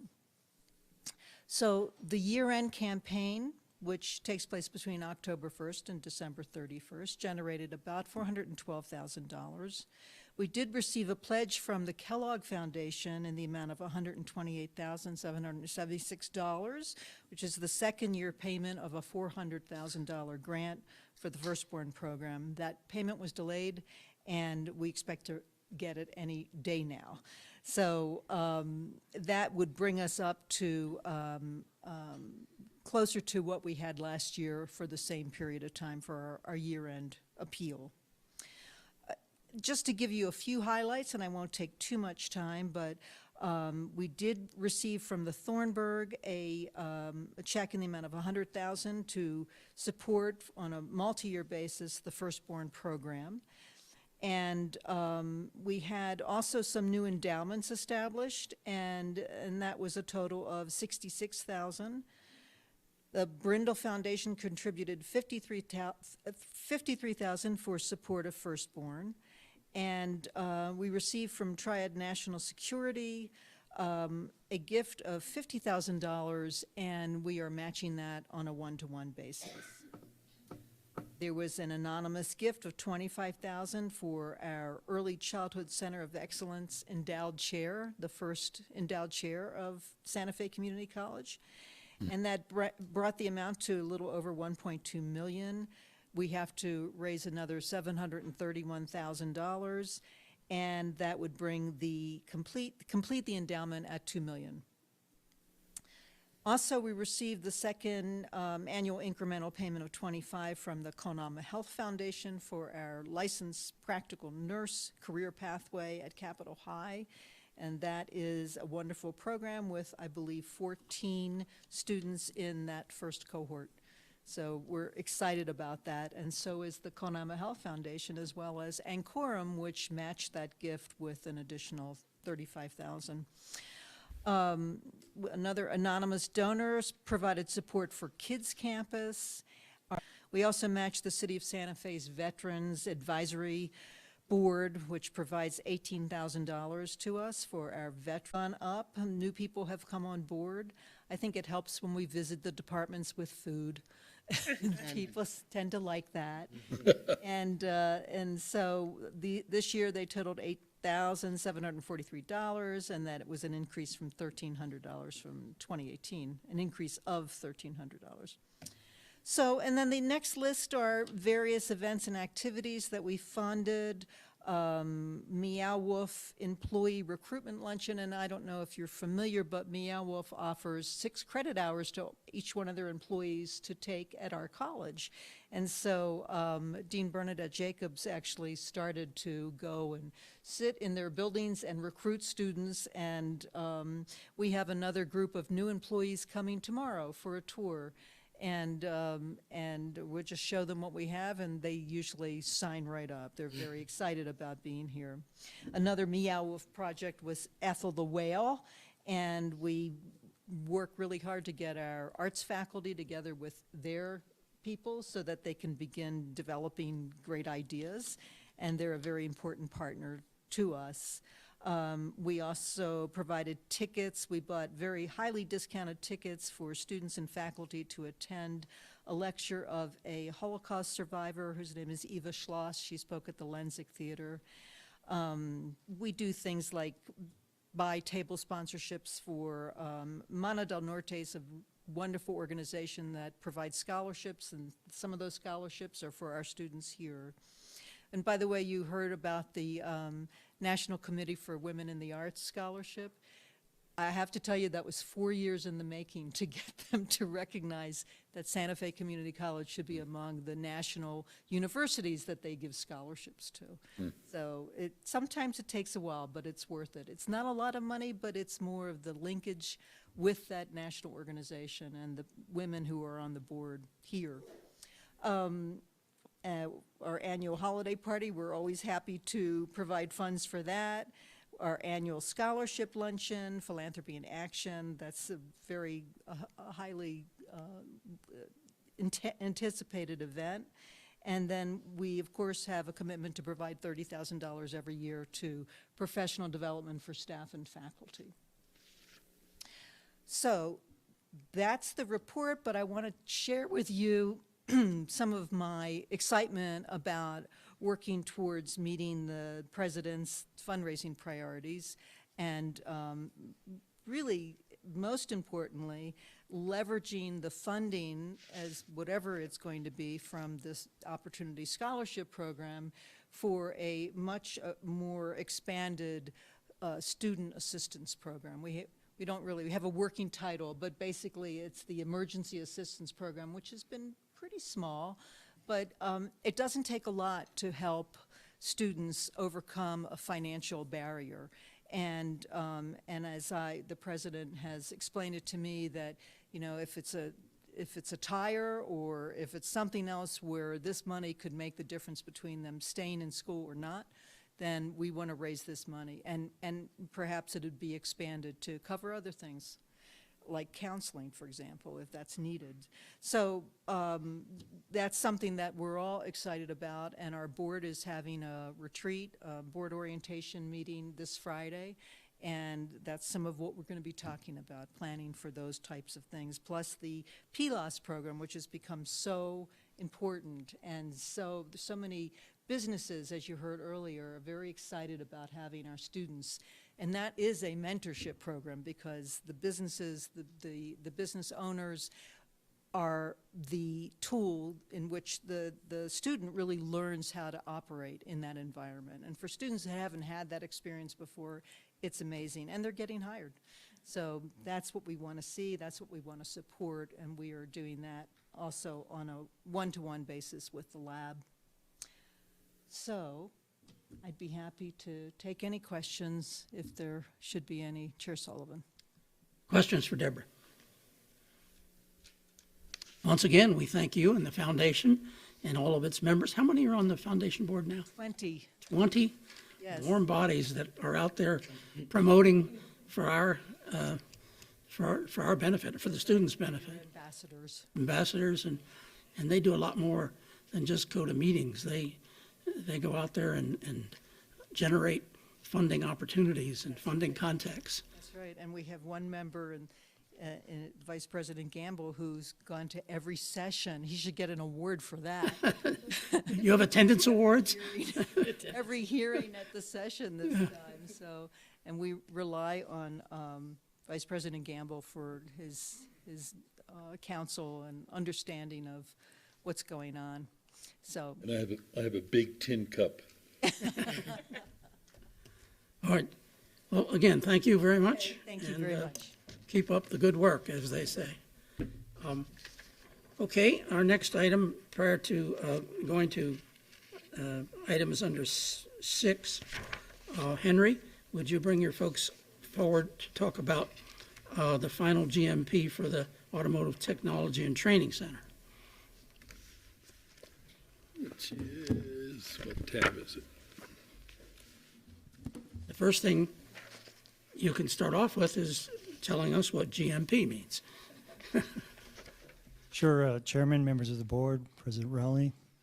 Good evening. Thank you for allowing us to present this evening. We're greatly appreciative for keeping you informed on the progress of the Automotive Technology Center. The guaranteed maximum price is what GMP stands for, and it's part of our construction manager at risk contract, and it's essentially the guaranteed price that the contractor commits to building that building with no additional costs and no additional fees. So that's our guaranteed price. Real briefly, to my left here is Mr. Chris Van Dyke. He's the Greer Stafford Principal, and of course, we have Miss Karen Pittman to my right here. She's the SFCC Project Manager, and Mr. Luke Harwood, he's our Enterprise Builders Project Manager. Had an urgency family commitment this evening and couldn't make it. He was here, but he had to leave. So apologize for that. So this is, again, the Santa Fe Community College Automotive Technology Center. We recommend that the governing board, just for information only, we had promised to keep you informed on the guaranteed maximum price, and this will be the final briefing that we will give you on the guaranteed maximum price. The contract sum is guaranteed by the construction manager at risk not to exceed $3,696,764.98, and that includes gross receipts tax. This final number, combined with the early work package, if you all recall, is consistent with the Automotive Technology Center project governing board approval of December 4th, 2018, and is also consistent with the higher education project that we provided to them on April 10th of 2019, and that was a total project budget of $6,877,768.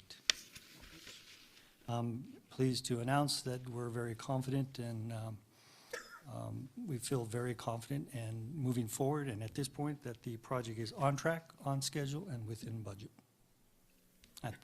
With that, did you want to add anything, Chris? I think that pretty much sums it up. Thank you, Henry. Okay, with that, we'll stand for questions. This is really for information, but we wanted to make sure you were kept informed on that guaranteed maximum price. Questions on the maximum price. How does it relate to the original price, Henry?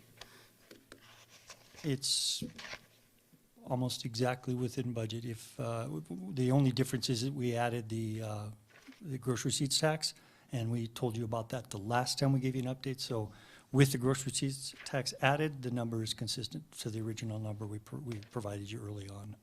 I believe it's $2,000 under. Okay. That sounds good.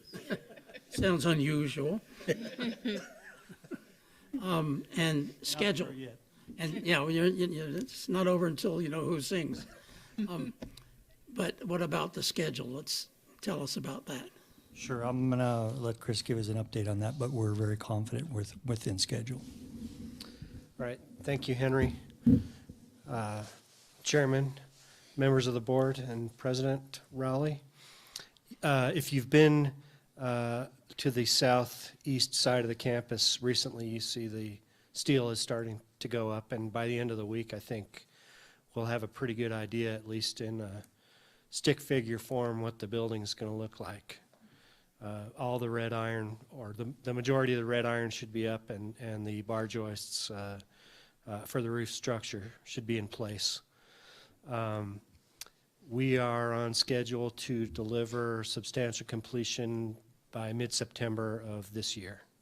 So you should have students in your facility for fall semester. No, that sounds like what we've heard all along, which is also unusual. So, We'll see as it. yeah, we'll see. Well, yeah, we're going to Well, we keep, like that. keep it that. And then finally, the contractor is who? Yeah, Enterprise Builders is our CMAR contractor, general contractor. And how are they performing? I myself have been happy with their performance. I think they have a good team on board. Their subcontractors are doing a great job. The superintendent, I know personally and have worked with him before. He's a great guy. We've lost a few days because of weather, but I'm confident he can make that up. And of course, the project manager, as Henry said, has been before this board previously. You've all met Luke Harwood. He's a great guy, and he's doing a good job of keeping us on schedule and in budget.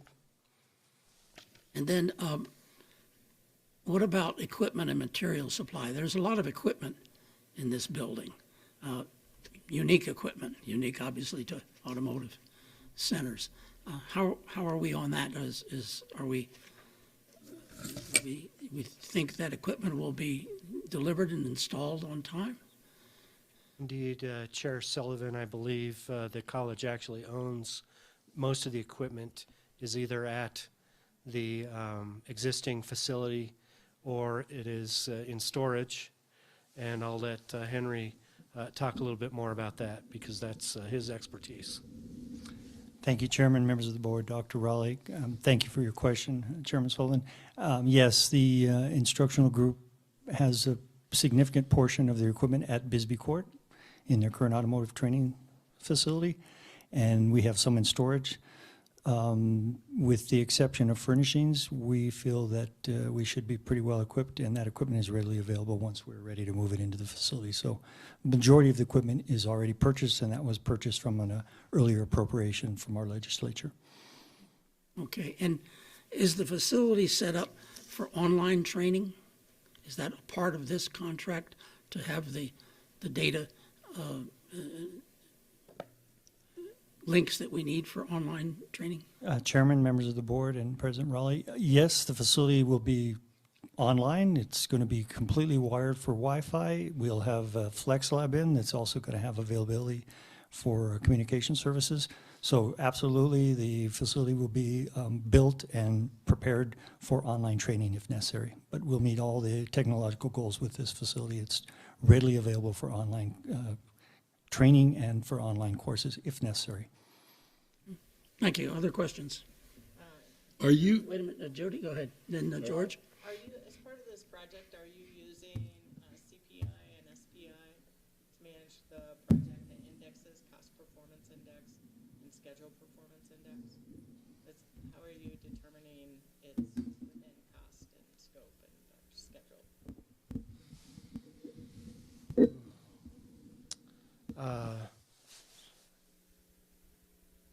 We are not necessarily using those tools.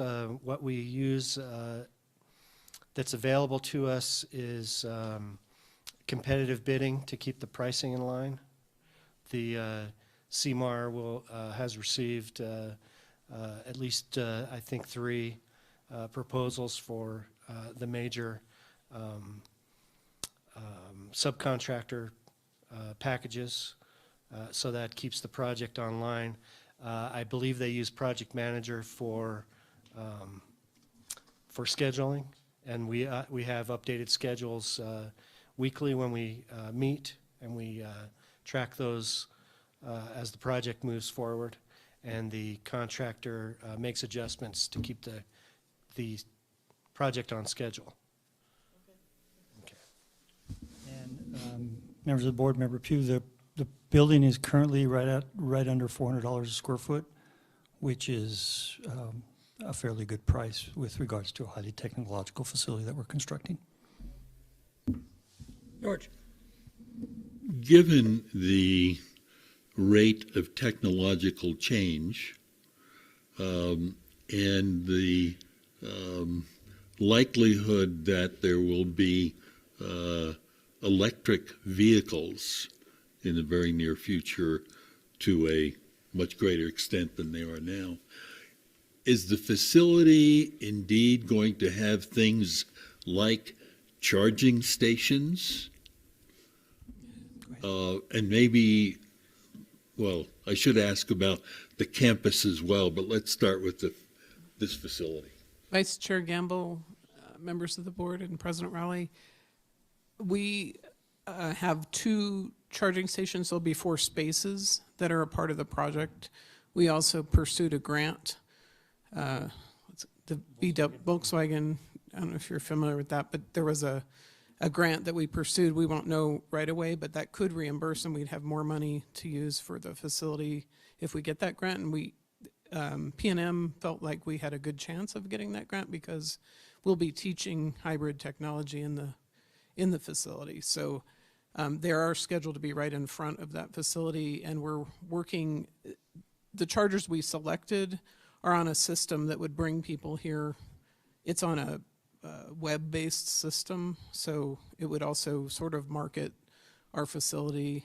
So it's very compatible with what they want to teach there, and we're very excited to be able to include that on the campus. And do they make those now?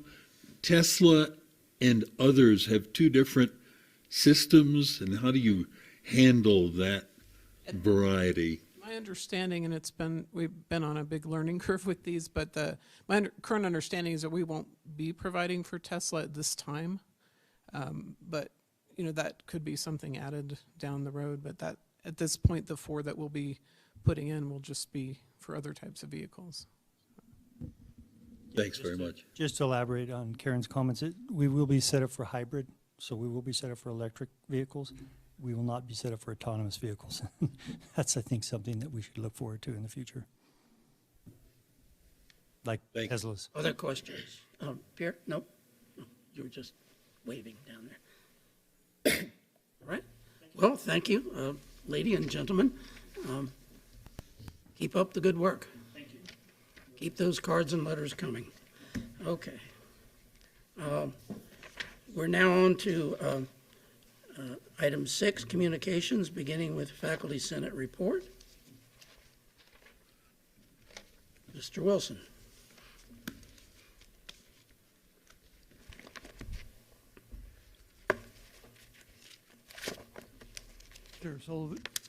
Chair Sullivan, President Rowley, members of the board. You have the minutes from our meeting from the beginning of the semester from January 9th, and I would say since it is not on the consent agenda, I would strongly encourage the board to consider tabling the shared governance policy for 1 month so it can complete its passage through the shared governance process. But I'll stand for questions on the. Any questions for Mr. Wilson? Yes. In the, what meeting this was from, I'm not sure which meeting this was from, but raising the question about the ombudsman in HR. I guess I don't know anything about it, and I'm just curious as to the discussion you may have had about that. The Staff Senate and the Faculty Senate a number of years ago had asked to have an ombudsperson, a neutral party, to have a process for people who have a grievance with the administration. And at one point there was someone in HR who was serving in a similar role to that. That person was released by the interim president, Cervantes. But the Staff Senate and Faculty Senate are consulting again right now because we both think there should be some process. And we're looking at possibly something that would look more like a neutral outside party that would be under some sort of a contract to provide those sort of services.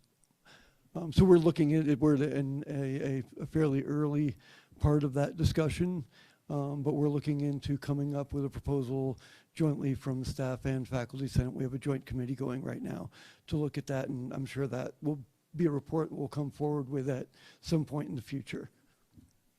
Okay, thanks very much. All right, thank you, sir. Staff Senate report.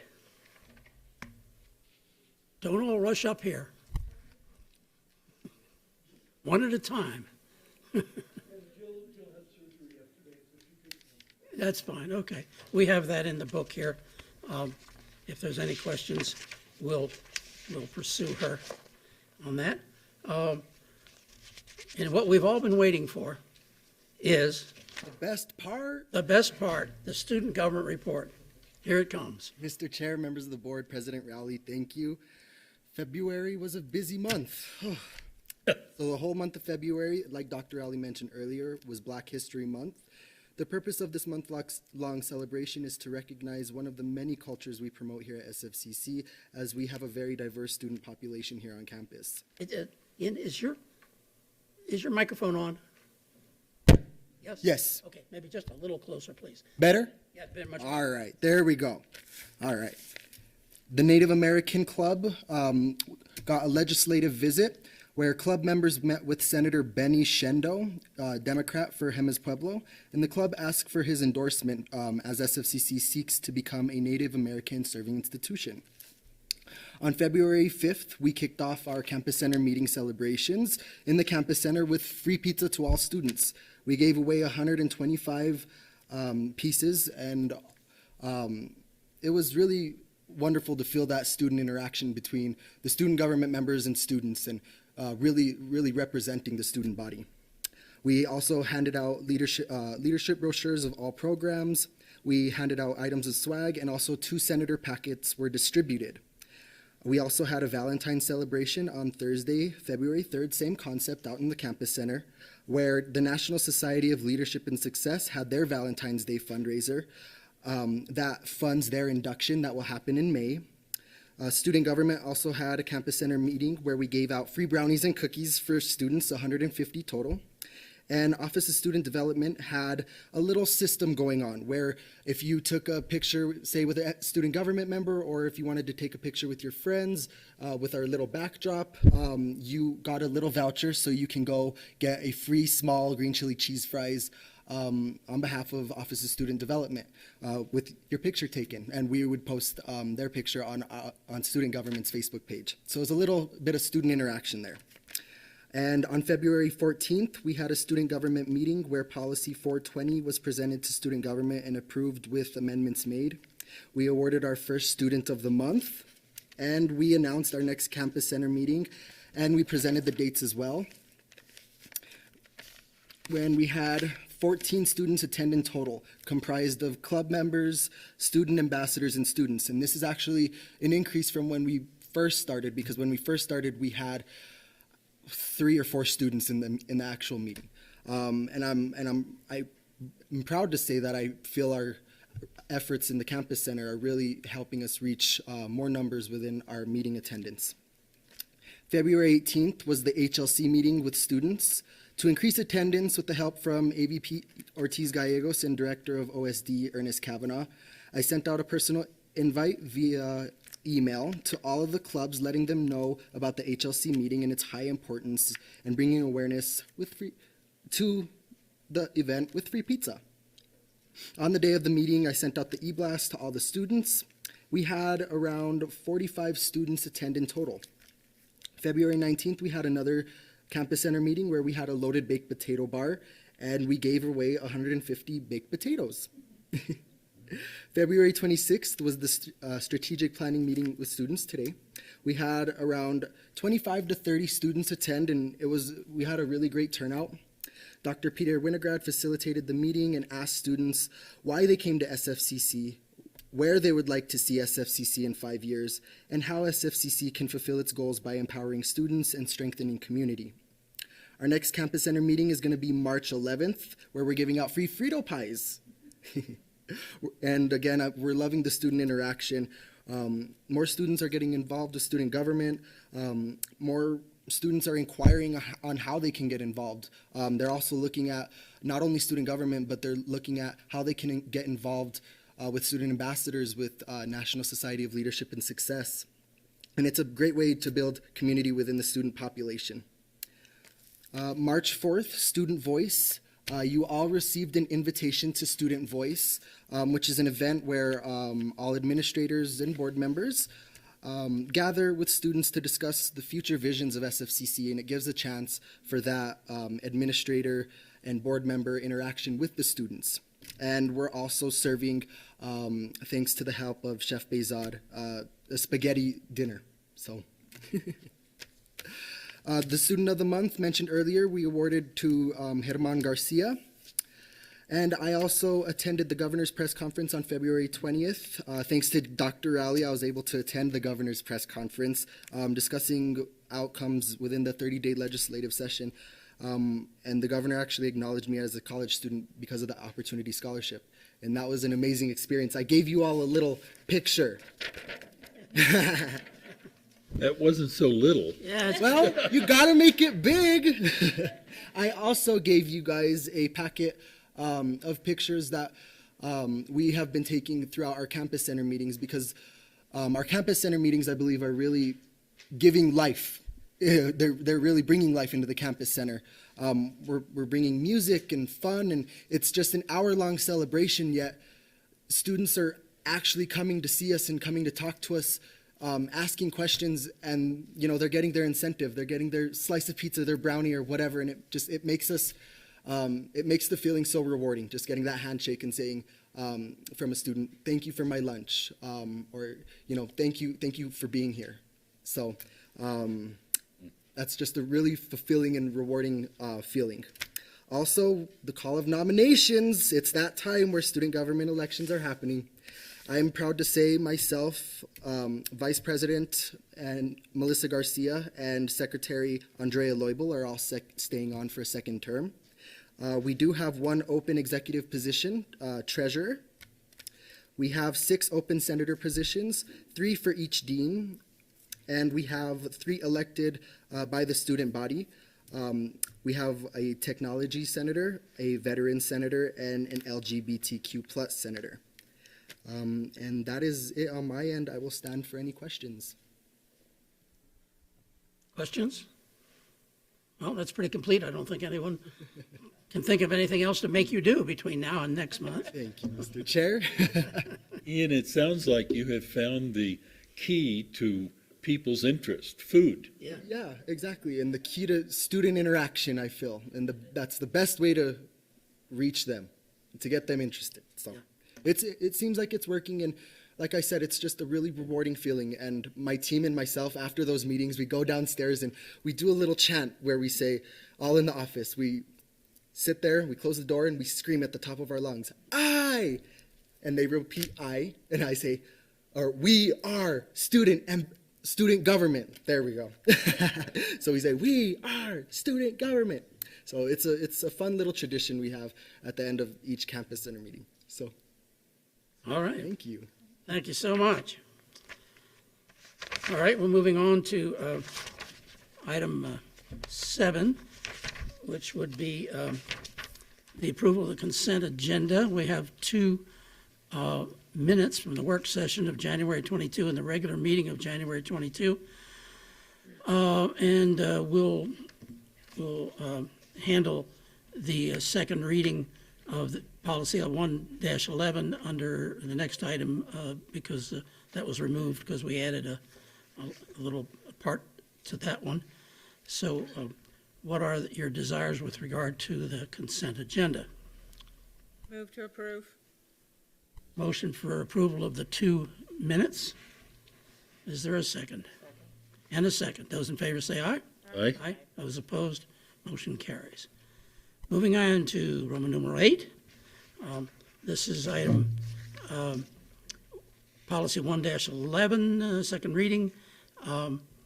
As I mentioned earlier, we took comments of the policy committee from both staff and faculty.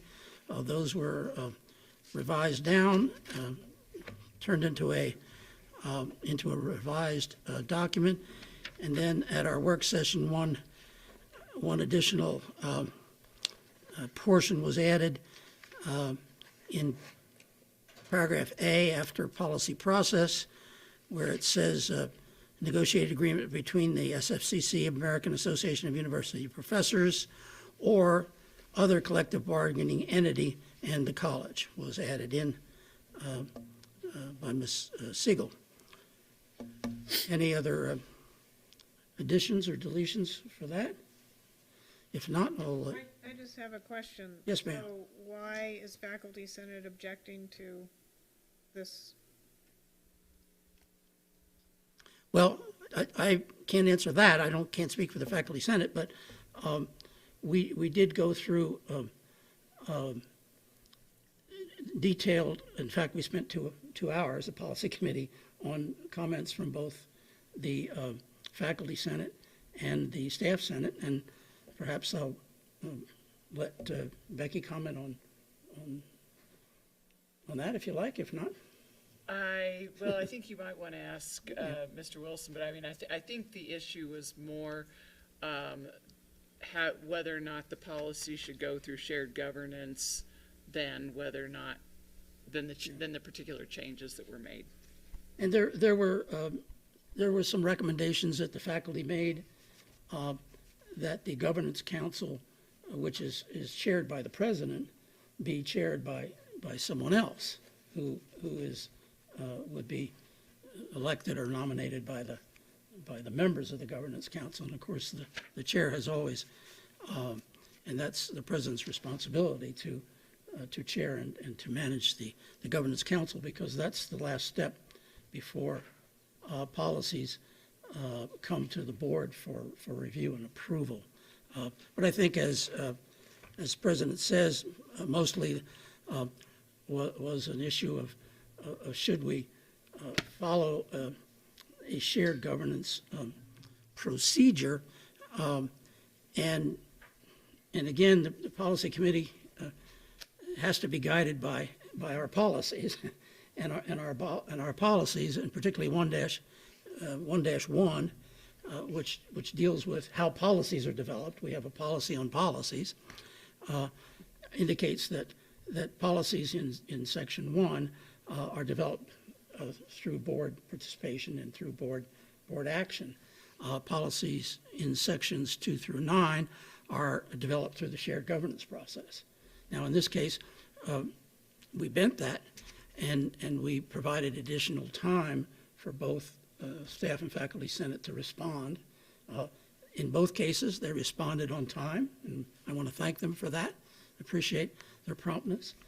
They responded in writing so that we could go and did go line by line through the policy with the president, and with Margaret present, so that we had the input from those perspectives, and we developed the final document that you see here. So I think that it covers the basis. I think we followed the procedures in 1-11, and I think everyone had an opportunity to vent their opinions. The policy committee then marked it up and developed the final policy recommendation. Other comments, questions? If not, then I'll take a motion for approval of policy 1-11. So moved. Is there a second? I'll second. Those in favor? Aye. Aye. We're missing a person. Where'd Pierre go? I think she went to the bathroom. Oh, okay. Well, perhaps we should wait. These are no votes, or? I'm an abstain. Okay, one abstention. Okay, we'll hold off until, okay, well, two ayes and one abstention is actually a passage, but I just as soon as Pierre comes, she's coming back now, so give her an opportunity to chime in. Okay, we're voting on the change to that we made at the work session to policy 1-11. We're voting on it? Yes, we're voting on it now, so we're just waiting on your vote. Aye. Okay. Okay. The ayes carry. The motion is approved. Okay, we have a non-consent agenda, starting with the financials. Mr. Tejas, who also provided information on this during our work session, as he always does, but if you would summarize that, we'd appreciate it. Thank you, Mr. Chair, board members, and President Rowley. In front of you in your packets, you have the financial reports for the end of January 31st, 2020. And just to summarize, the month end at January, as we discussed earlier today, you will see that the operating bank account cash balance had a total of 11.5 million. And in the prior year, we had 12.8 million, and that has decreased by 1.3 million. And normally that would be a little bit of a nerve-wracking situation, but It has to do with the change in the legislation that moved the due date for local mill property taxes from December 10th to January 10th. And so we're catching up, and I've actually looked at the current month, February, to the prior year, and everything looks fine. So while that was a variance that really stuck out, it's really due to that change in statute, and there shouldn't be any negative financial outcome from that. Tuition and fees revenue was down at the end of January by 1%, and it's just really nominal. When you look at the entire tuition and fee budget, it was down by $76,000. Local mill levy appropriations was $10.1 million at the end of January, and that is down $2.6 million to January 2019, but that has to do with what I mentioned just a little earlier, that change in the due date for property taxes. State appropriations revenue totaled $6.5 million and has increased 9% from last year, and it's increased $527,000. Total ING revenues were down due to that timing issue, down by $2.2 million. On the expense side, expenses were up by $2.1 million, or 12%, totaling $20.2 million in expenses. Compared to the prior year, 12% increase would be a large increase. However, as I mentioned earlier, we had 3 pay periods or pay days in this January 2020. In 2019, we had 2. So that makes up the majority of that change there. And again, ING compensation is up 15%, up $2 million, totaling $15.4 million. And the large increase is primarily related to that 3 pay period occurring this year and not occurring last year, except for 2 pay periods last year. And also, we did a 5% pay increase for this fiscal year as well, across the board on for compensation at SFCC. So that has a little bit to do with it, but it's primarily the number of pay days this year.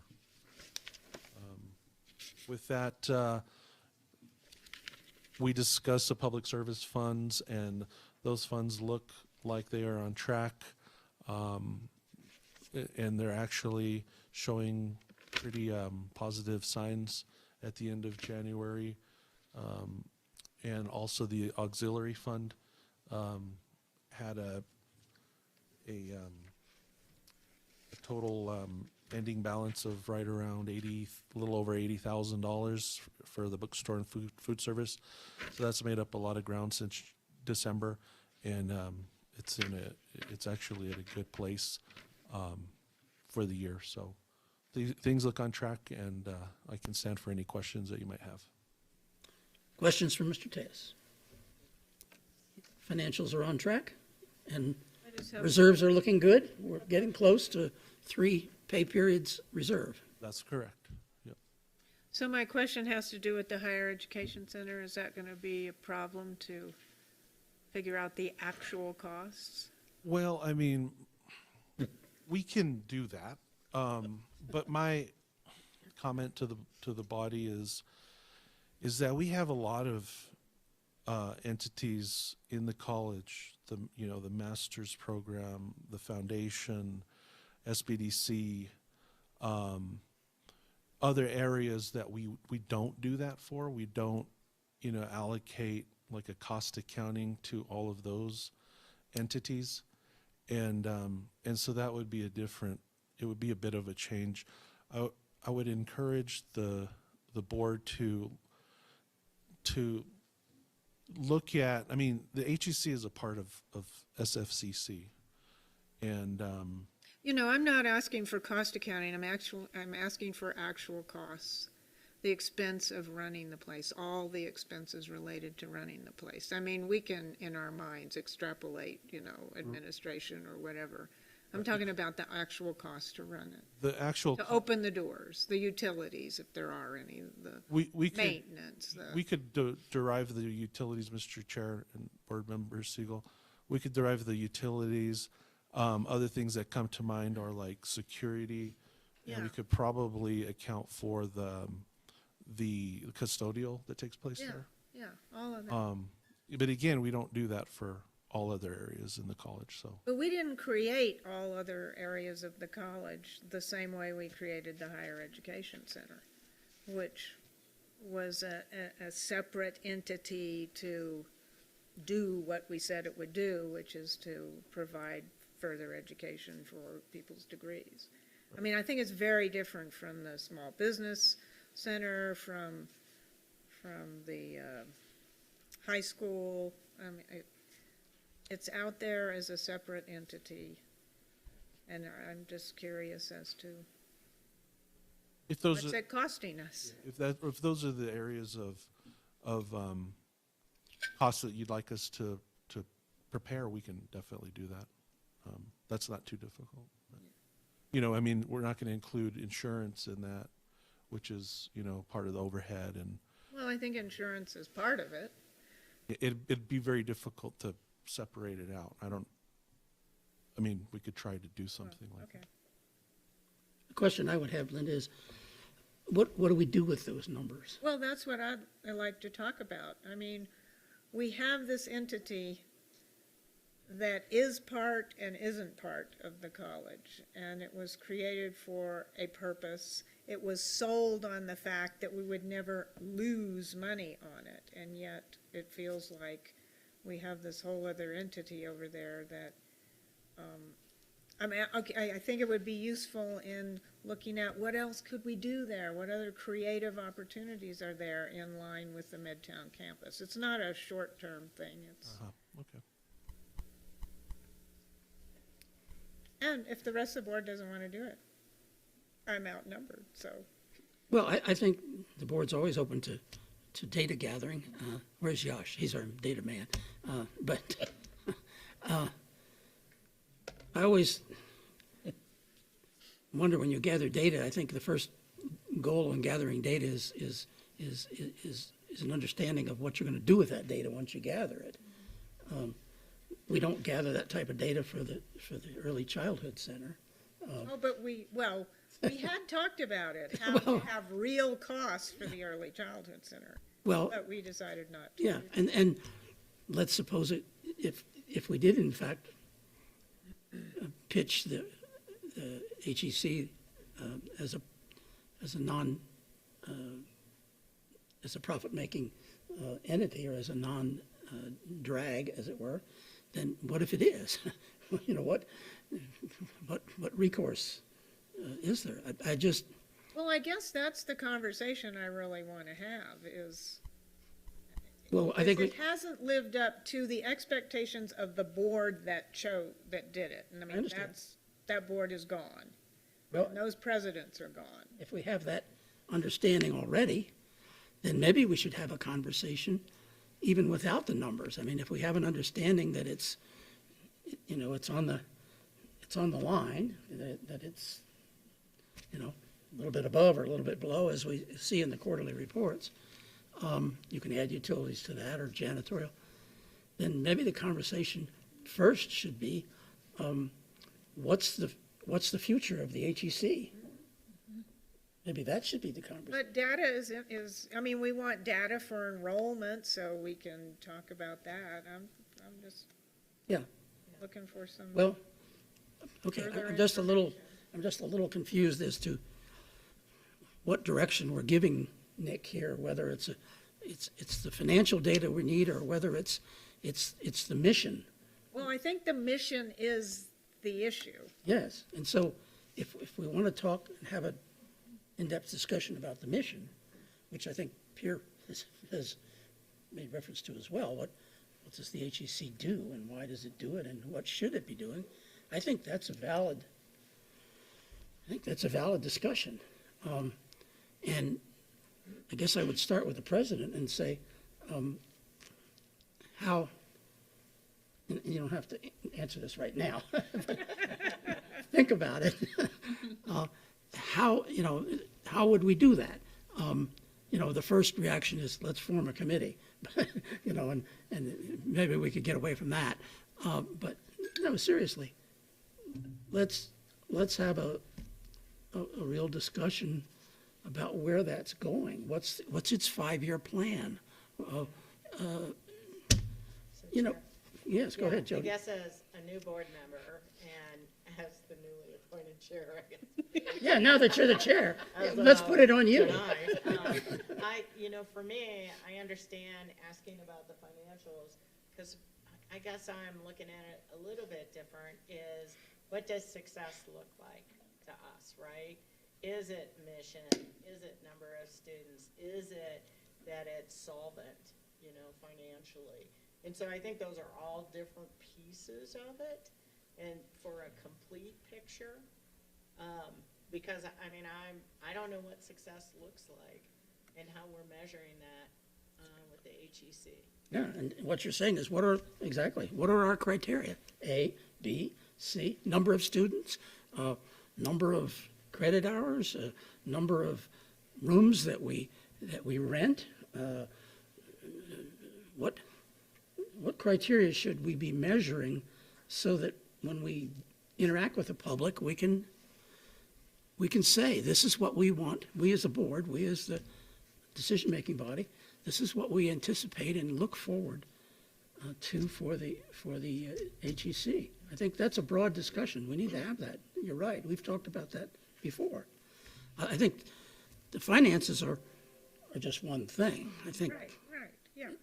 So I would respectfully request the finances as the one piece of it, right? That at least we have that piece, we know that piece, and we can talk about FTEs, their mission, and kind of have a complete picture of what the HEC is, and then understand what we want it to be and how we're measuring success. Yeah, and as long as we understand, and that's fine, that's one piece, and that we really need to define the mission of that facility. It's a great facility, it has great opportunities with the Midtown campus, which Member Gamble has been involved with, and the President's been involved with.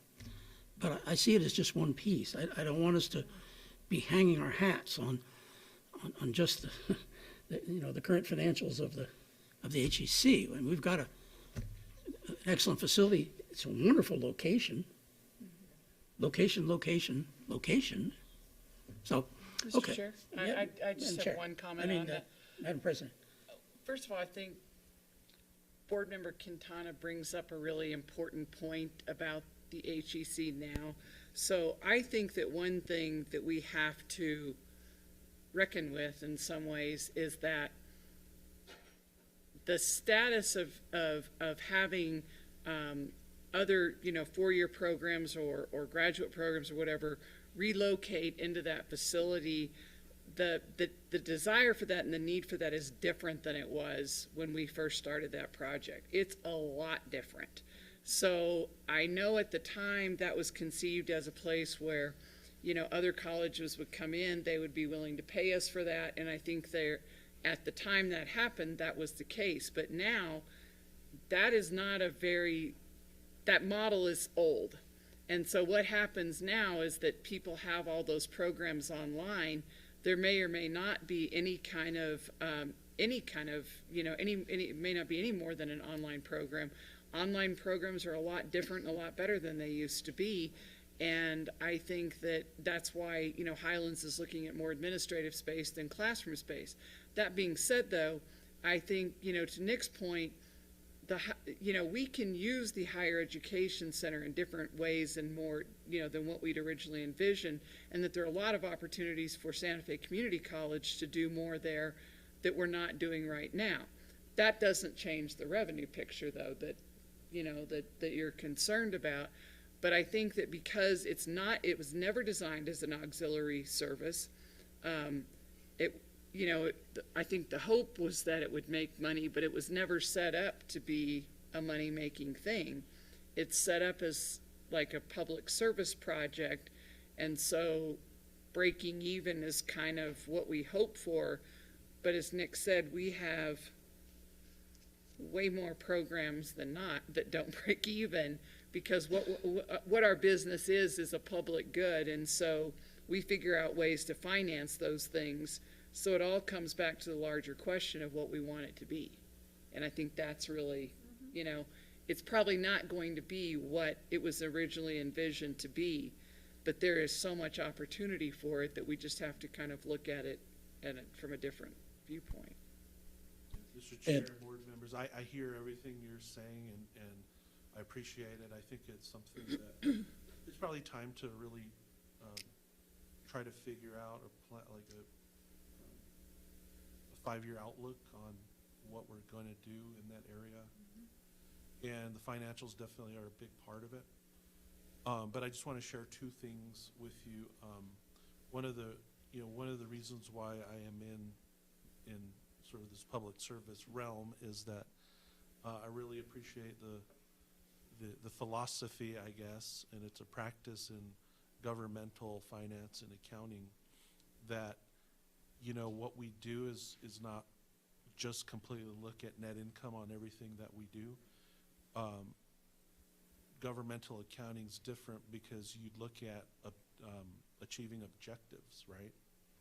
So you set out those objectives of what the HEC should be producing, and then you see if the financials, you know, match with those intended outcomes, right? It's not just a matter of generating net income. By regulation, the only area that is required to do that in higher ed is auxiliary funds. So the auxiliary funds have to fund themselves and operate more like that business type activity. And so, you know, that's always, there's a lot of gray area in there, like what is an achievable objective, and I guess that's what the board, as they considered the budget and the funding of programs, that's what you all kind of have to wrestle with. So. George, you had a comment? Just a minute, Linda. George has a comment. Well, given what I've heard from various people and from President Rowley about indeed the change over a period of time, how the HEC was conceived early on and how it's changed, it seems that there is certainly consensus that there needs to be some reckoning with how that center is used. And I would just emphasize, and I think other people have commented on this, this is a most appropriate time as we talk about utilization of and development of our involvement in the Midtown campus. And HEC is part of that campus, and to look at it, let's not look at it by itself, let's look at it in terms of what else are we developing on that campus and how does the HEC fit into that. And I think that's going to take us some time to do, but I think that's where we should be going with that. Linda?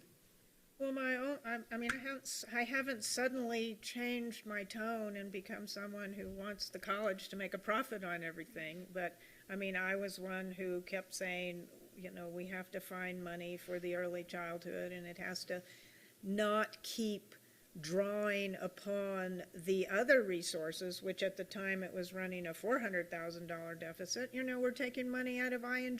We're not taking it out of other public service.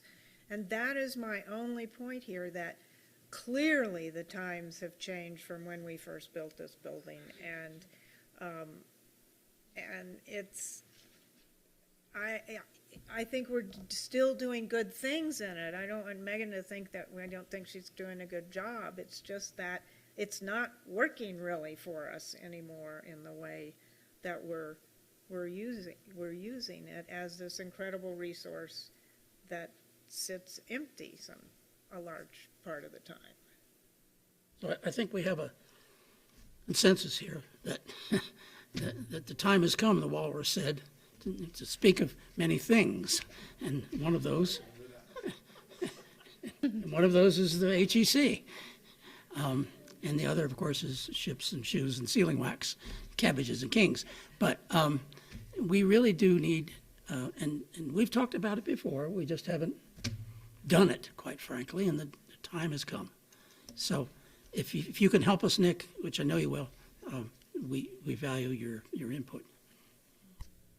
Thank you. Okay, somehow that had to do with the financials. Okay.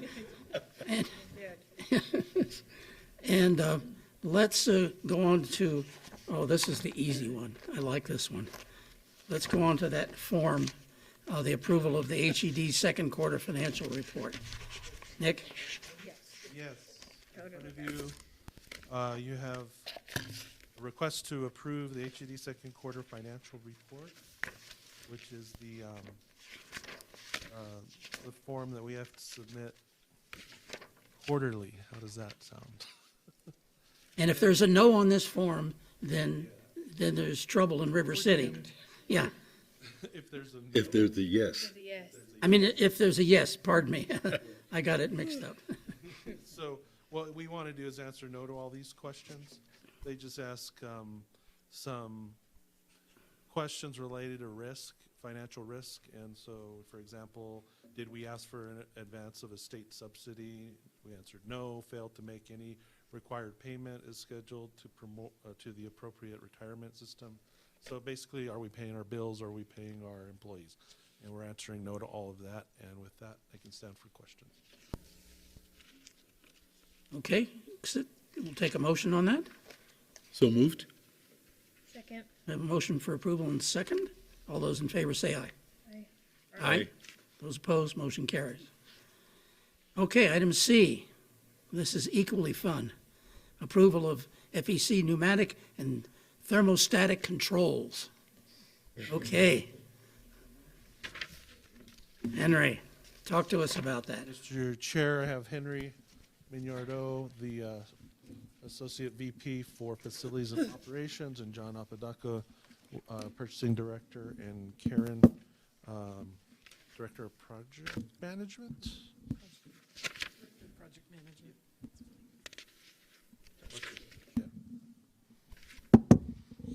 Chairman, members of the board, Dr. Raleigh, thank you again for allowing us to present. I'm going to go through real briefly. I don't want to take too much time on this. It's for most, it might be a fairly mundane project. Pneumatic controls, temperature controls is not necessarily the most exciting title, but in fact, we're trying to eliminate those pneumatic controls. For those of you that don't have familiarity with pneumatic controls, those are controls that that we use that use compressed air to control dampers, actuators, valves, and we're going to be replacing those with direct digital controls. So we're going from air compressed pneumatic controls to direct digital control, and it's a whole new state of the art. It's much more responsive. It's like having an old vehicle that has a lot of vacuum lines, and now having a new vehicle that's all electric. Those are the types of changes we're going to make. I'll go through real briefly these project summary sheets. These are the same summary sheets that we submit to HED. This project is under the $500,000 threshold for HED, so we don't go to committee, but we will go for staff review. So I'll briefly go through the forms, and then we'll stand for any questions afterwards.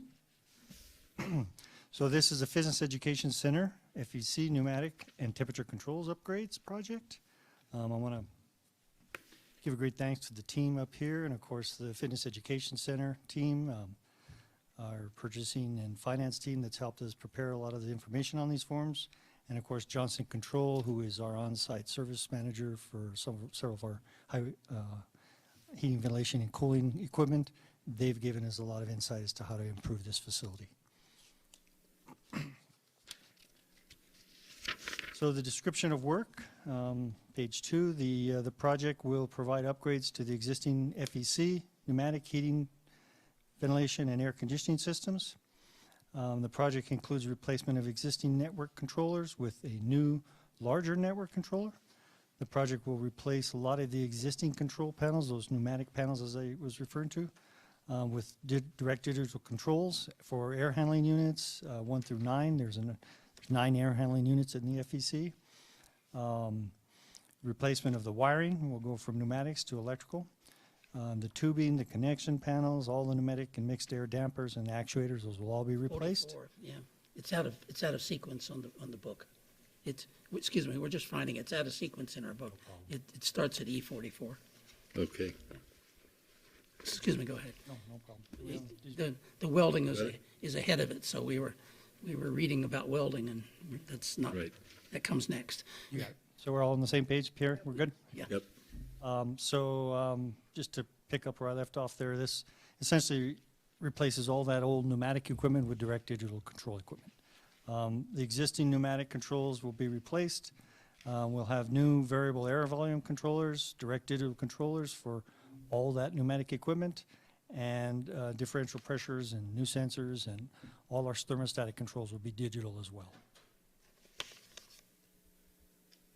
The work's going to be done is to not impact the users, particularly the students, and we don't anticipate any facility shutdowns for this particular project at that facility.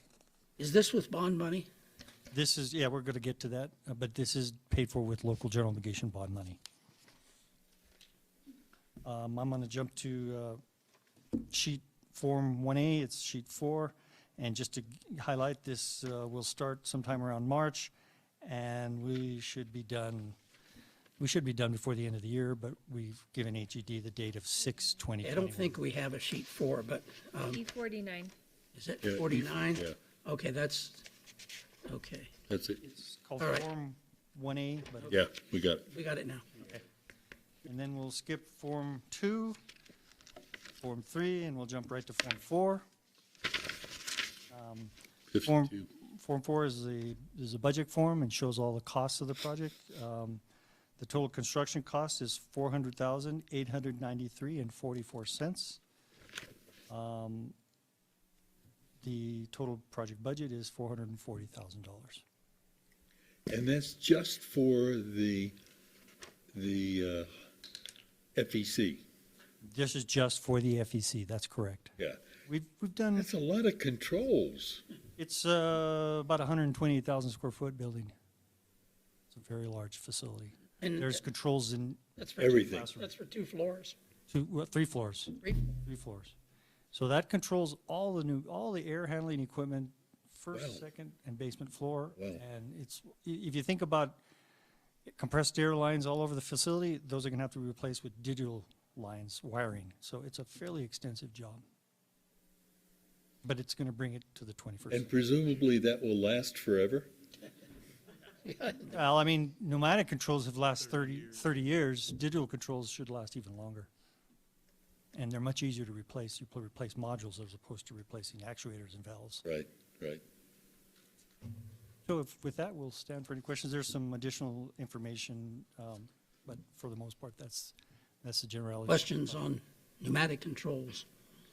We have them in my office building, and I can tell you they're not something you want to have. No, they're not. The little valves are constantly going out that control the thermostats. And that's a very good point. My staff spends a significant amount of time, and Dr. Raleigh knows this, answering questions about my exercise room being too hot and too cold, and my classroom being too hot and too cold. We can't control it that precisely. Digital controls will be able to no know end of it. the exact space and how to control that temperature. Other questions, comments? All right, how about a motion, please, for the approval of the FEC pneumatic and thermostatic controls? So moved? Motion Second. and a second. Those in favor say aye. Aye. Opposed? Motion carries. Now we go back to welding upgrades. Thank you, Chairman, members of the board. Dr. Raleigh will. Do we really have that many more people in the welding program? That's my first, when I read through this, I said, we're adding new stations and everything. Yes, we do, and it's a growing program. Is it? And I'm not the one to speak of the actual numbers, but Wait a minute, someone's saying, I really,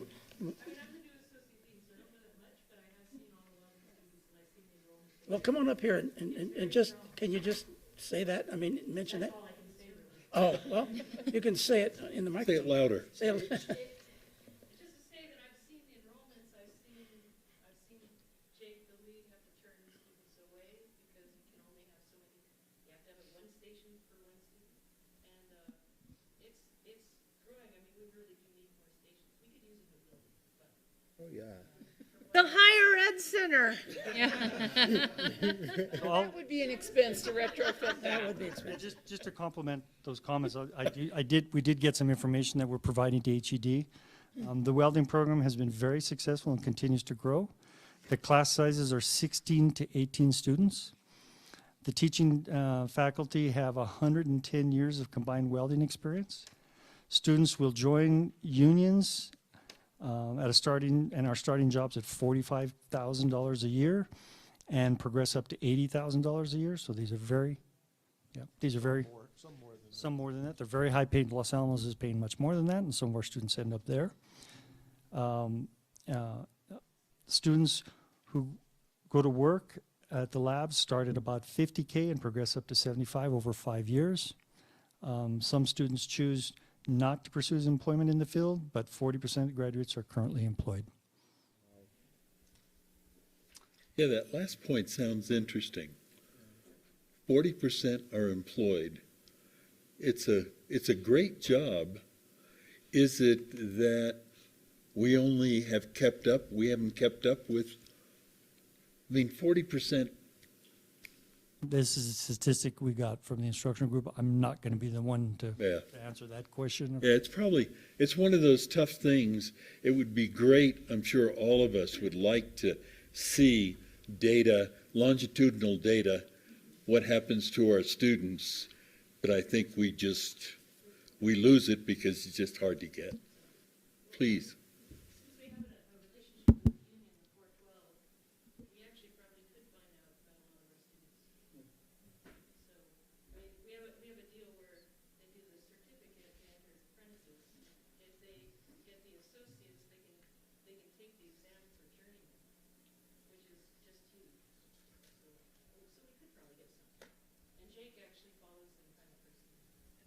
Yeah, that would be great.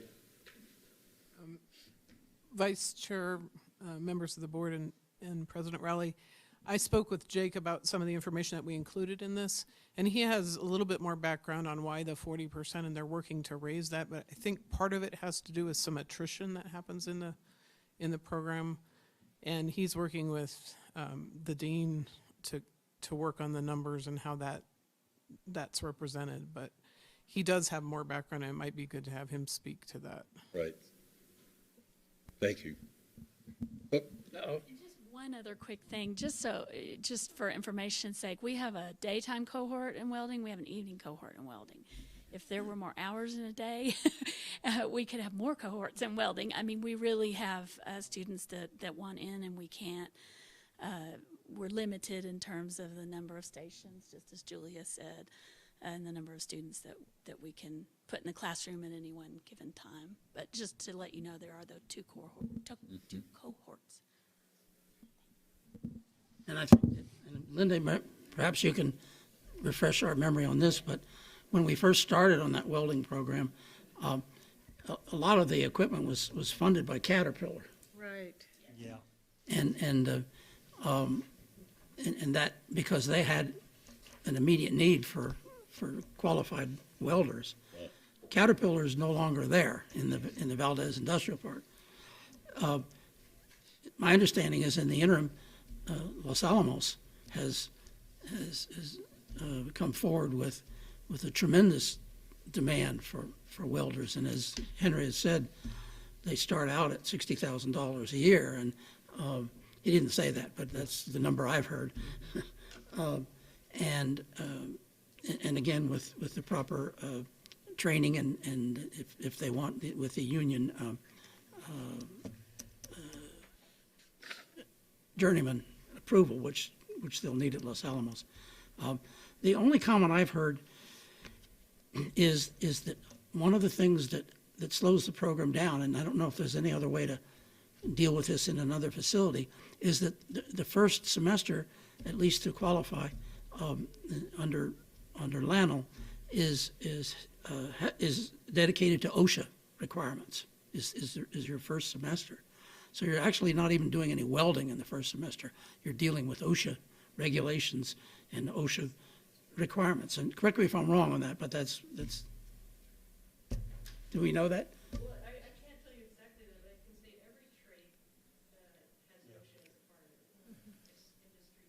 But what I understand from talking with Jake in the open house, and I was around an open house a while back, was that that was one of the issues he has to deal with, is that he can't even start students, he can't even technically enroll them until they complete the OSHA. Yeah, but it's not what I'm getting at is not a part of it. I mean, obviously, safety is a part of every one of these mechanical and industrial trade programs that we have. It's continuing safety. But this is a requirement that they begin a complete semester of OSHA training before they, pick up a lathe, a lathe pin or anything. And I don't know, we can change that if that's a requirement of the biggest employer in the region, but maybe that OSHA training could be somewhere else other than in the lab. I don't know. I'm just saying that, is there some way to also free up more space so that we have more workstations available for more students? You got someone. She's sneaking up behind you. Hi, Margaret. I think the important thing to remember is that the safety classes need to come before the students actually get in the lab and get their hands on the equipment. It can't be, a co-requisite or a concurrent thing. They've got to have that safety training in advance of, and this is true in our culinary classes, in our, safety classes related to some of the arts areas, that the students have to have that before they can get in there and start operating that. So they don't do that in the class, in the welding lab? I don't think so, but I don't think so. Okay. That's not an issue of that class occupying the lab and keeping us from being able to offer welding classes. It has to do with the students having the information and the knowledge and skills that they need to know how not to hurt themselves or somebody else in the process of taking the class. And maybe it's a good idea for us to look at having the welding program be one of our next presentations at your board meeting. So, yeah. Thank you. Okay.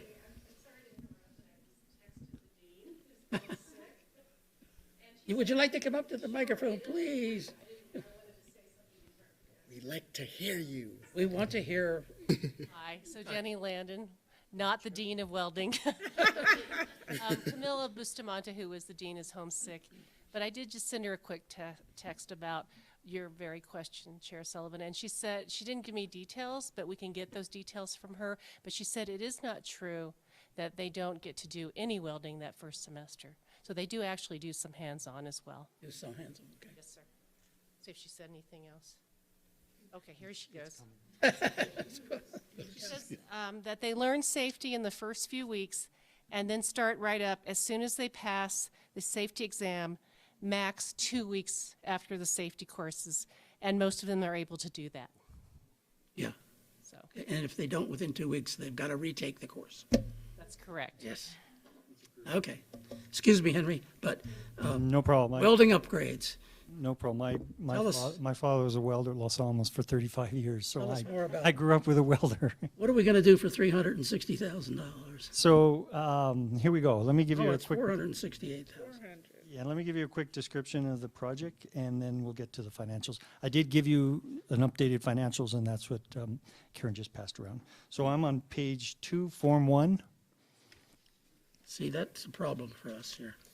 So we have the title page, and then the page right after that would be page 2. See what it looks like. Can you go to the Okay. top of that? Page. In what you passed out. No. It's those are just revisions to what. Yeah. Is this E21 by any This would be chance? Form 1. I don't know what. We don't have a form. Oh, okay. No, I yeah, think here we it is. do. It's E21. E21? Okay. Okay, so just to give you a real brief description, again, this is the SFCC Welding Lab Equipment Upgrades Project. So the project includes the design and equipment upgrades for the existing welding lab that will allow more students to be taught and gain experience, and that will improve the health and safety of the facility. We're also upgrading the ventilation system and the heating and cooling system in this lab. It was under capacity for the number of students and welders in this class, so we'll be upgrading that as well. Specifically, the project includes the addition of 6 new welding stations updated equipment, new vent hood for the plasma cutters, new workable areas in the mezzanine, a new snorkel ventilation at the existing stations, and upgraded heating, ventilation, and cooling, and a new air filtration system, which again was under capacity for the existing number of students, and new gas storage and gas lines for the cylinders. We're going to be storing those outside now rather than inside the building, which is where they are currently located. Follow where I'm at here. Let's see. So just to kind of generalize, the site work also includes new concrete foundation work to support the new air filtration system. It's called a bag house. It will also supply the 6 new elements. Will also include alternates. If there's additional funding, we'll also upgrade some of the LED room lights, and we will also look to put a folded steel canopy over the exterior gas tank bottles. Let me see, I'm going to skip page 3. This project on page 4, or Form 1A, if you will. This project will start on April of this year, and we hope to have it finished before June. Actually, we'll have this finished before the end of summer and ready for classes in the fall. How come that says 21 on it? Yeah, we give HED ourselves some time in case we have to do anything else, but for the most part, this will be finished before the fall semester. I'm going to jump to page 7, and these are the new handouts that I gave you. Yep. Essentially, there was a few changes in the numbers, and the numbers that I passed out to you are the corrected sheets. The total construction cost is $373,755.93. And the total project budget is $483,482.68. And those changes that from the sheets you had in your file to the new sheets we gave you are essentially some code changes that have occurred, and we also had some increases in materials.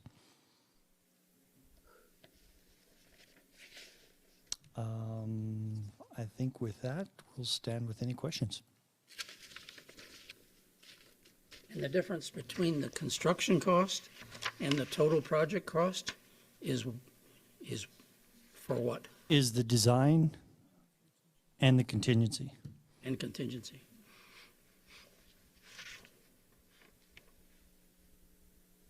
Questions for Henry or anyone up there? Well, following up on George's question, where you say that 40% go into welding and the remainder elect not to, just super curious as to why they start the program in the first place, or did they get disenchanted with welding, or why did they choose not to go into that field? Yeah, I really think we're going to need Jake and the instructional program to speak to these questions. Of course, that's actually a very interesting question, because if you look across the board, the number of people who start in any field and end up in that field there's a significant difference. So engineering, for example, I used to know something about that because I was an engineering student, and it was incredible the number of engineers who didn't end up in engineering. Yeah. So well, you're looking at one. They became, Who knows? Yeah. professors of engineering. That you grow with your career, and your career leads you in different directions. Even though my job entails engineering, I'm not sitting in front of a computer designing components, for example. Well, Okay. As the former state engineer Steve Reynolds used to say in committee hearings in the legislature, a satisfactory answer, sir, is I don't know. So we don't expect everyone to know everything. But yeah, if Jake would like to do a presentation, certainly love to hear it. Absolutely. Okay. You bet. let's talk, and we'll ask Mr. Tejas and Becky to talk to us about this one, about the shared services agreement, which is item E. Can we get a vote of approval on this? Oh, you want to get it approved too? HED. Oh, holy mackerel. This one, again, is under the threshold, so I we don't have to go to. I thought we were going to save 400,000, okay. Yeah. All right. So moved. Motion, is there a second? Second. And a second. Those in favor say aye. Aye. Aye. Aye. All opposed? None? Motion carries. Thank you so much. Okay, now we'll go to E, and we'll ask our president and Mr. Tejas to talk to us about this item. Yes, Mr. Chair, board members, President Rowley, if I could just kind of kick it off here. This is the project, the shared services project that we've been working on with other institutions, and we've talked about in order to get to an ERP, that we would do that kind of shared cooperative procurement for the ERP system. And really, we're bringing it to the board because, let me see if I can pull it up real quick here. The portion for SFCC in terms of the shared services agreement is $190,664, which is below the $200,000 to bring to the board. But the entire contract is for, do you have that number, John? For the 648,516. Yeah, $6 million. So to be on the safe side, we wanted to bring it to you to let you know that this is in the works, this is happening, and you know, we're a partner in all of it. And so with that, if Dr. Rowley would like to take it from there. Thank you, Nick. So part of the, when Chair Sullivan and I were discussing this, there's not a scope of work included with this contract yet, because what we're asking you right now is to approve the concept for the project. So what this phase of the project is for, is to hire a firm for consulting services. The firm would be Campus Works, and then Campus Works is going to work with the shared services executive team to develop an RFP and also to create an implementation strategy so that whatever ERP vendor is chosen, they'll design the ERP to the specifications that all of the colleges in the project want. So in other words, a lot of times when you get a new ERP, you know, the vendor sells you the product, you get what they sell you, you kind of plug it in and go from there, and it does some things you want and it doesn't do a lot of things that you want. And so what we're trying to do is to hire an implementer that will also make sure that all the specifications are met for the project to work in a cooperative fashion. So this is for, this particular contract will be for a consulting firm. The consulting firm, Campus Works, is a consulting firm that would work on developing the RFP to actually select the ERP that we would eventually go with. So as you can tell, this is there's multi-phases to this. Okay, so my understanding is, Becky, that we're looking here for a concept approval, and Yes. it's for three. Yes. It's a joint agreement with CNM and Clovis Community College and Santa Fe. and Yes. Santa Fe Community College, which sounds like a good plan. And as soon as we get a scope of work that all of the three are comfortable with, it'll come back to us for final Yes. contract approval. But we want to give you the green light to do this. Does that That's correct. make sense to the board? So Okay. there's no money with it?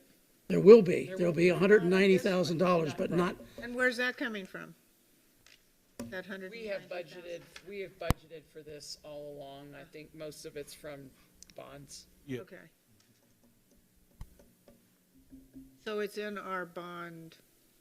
Yeah, it's do you remember when we did that sponge bond with the state Yes. treasurer? It's from that funding. Okay. Other questions? No? Okay, So we'll take a motion for concept approval of the shared services agreement with Santa Fe Community College, Clovis Community College, and CNM. So moved. Is there a second? Second. And a second. Those in favor say aye. Aye. Aye. Opposed? Motion carries. Thank you, sir. Come again. Or stay if you like. Or hang around if you like. Let's talk about item X, information items. And finally, we get to the most important item of the night, the strategic plan. And it's always at the end. And, you know, it's I hate to say this, but, you know, and let me just add one thing, that we had our accreditation meeting with the full board. What was one of the first things they asked us about, Pierre? Strategic plan. Yeah. So. They grilled us on. In fact, they grilled us. Yeah. So, you got the floor. Chair Sullivan, members of the board, President Rowley. They grilled us in same thing, huh? Okay, other right. Sessions as Same well. question, And I have okay. to say, I mean, in conjunction with this report, the things that we've done to build a culture of strategic planning here at SFCC we've just made really amazing strides, I think, and people have really embraced the way that we do strategic planning, and I think especially in that situation, it made a huge difference in how people felt able to respond to the kinds of questions that they were asking in those sessions, and it was just a really great experience. So at one point, they asked the entire audience, what's the mission statement, and everybody was able to respond in unison. So I think we did a good job there too. Oh, nice, nice. I'd have to look at my card, you know, on the back of my business card. Yeah, it's on the business card. Right. So what I've prepared for you is the mid-year report for this strategic planning cycle. So for new board members, we do this 6 months into every cycle. This is the 6th cycle for this strategic plan. It was actually originally a 5-year plan. We then extended it for 2 years in order to align better with the accreditation process. Also so that we weren't trying to initiate a new strategic planning process while we had an interim president here. So we're actually wrapping up our previous plan this year. And I think, again, because of all the work that we've done toward a culture of planning, things are going really well. I think, you know, in past mid-year updates, there's been pieces that I've had real concerns about how they were progressing, and that is just not the case this time. I think we're doing really, really well. I did want to take an opportunity again for new members to just talk really briefly about what those pieces are that have made us successful with strategic planning. We have, our current strategic plan has 5 long-term goals, 20 short-term goals. For each of those short-term goals, we have an action plan with month-by-month tasks that a team prepares at the beginning of the year. The team works with a lead person, and then they work with an executive team sponsor. And that group takes the action plan to the executive team mostly every 2 weeks, except not during the legislative session. And they report on how they're doing on those tasks. And so that keeps everyone informed about each of the action plans, the progress that's happening, what the challenges are. It really serves to keep us on track. So I would say that system has developed over time, and it's been just hugely successful for us. As far as, again, the results for this midterm report, the only thing that I would say that we've learned from this past 6 months is that we should probably do more to make sure that the executive team sponsors are really connected with the leads and the teams and making sure that they're there and providing the resources and support that those teams need. In a lot of cases, the teams are cross-departmental, and so it's people coming together from all different areas, having that executive team support to say, yes, I'm here to, communicate to the executive team, to communicate to the president about the resources that we need to really carry out this short-term goal. I think that's an area where we can make some improvement through the end of the year. Other than that, let's see, I think I covered my big points, I think, unless Yash has anything to add. Oh, yes, so this was our big success so far. I think most of you are familiar with the 20 by 20 graduation goal that we set several years ago. We actually reached that goal 3 years before before 2020. And our hope was to get to a 20% IPEDS graduation rate by this coming year. We reached it 3 years early, but we kept it at 20% in order to make sure that we were able to sustain that graduation rate over time. Clearly, we've done that. We've actually already exceeded the graduation goal at this point in time before we've even reached the end of the semester. So we're way ahead. That one's just been super successful, and it's time to bump that target up, I think. So with that, I'll stand for questions. Strategic planning questions. Jody? Yeah, so I love your strategic plan. I think you guys have done a really good job. I just am wondering what the process is, how you ensure that your goals can be achieved, I guess, in budget space. Do you work with the budget?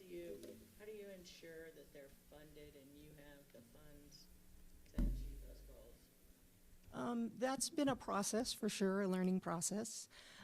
We did a couple of years ago put into place a budget request process that the strategic plan leads and sponsors, executive team sponsors, could submit budget requests specifically aligned with the short-term goals that they were representing.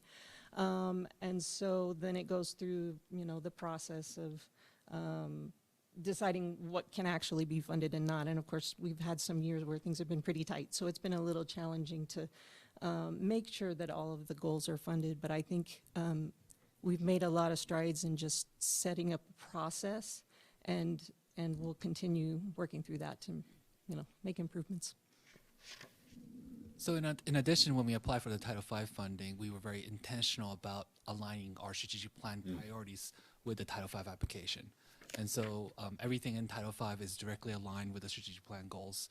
And so that's another way we actually ensure. So I think you can think about it a couple different ways. Some of these are funded through the grants. In this case, Title V was $3 million, was it?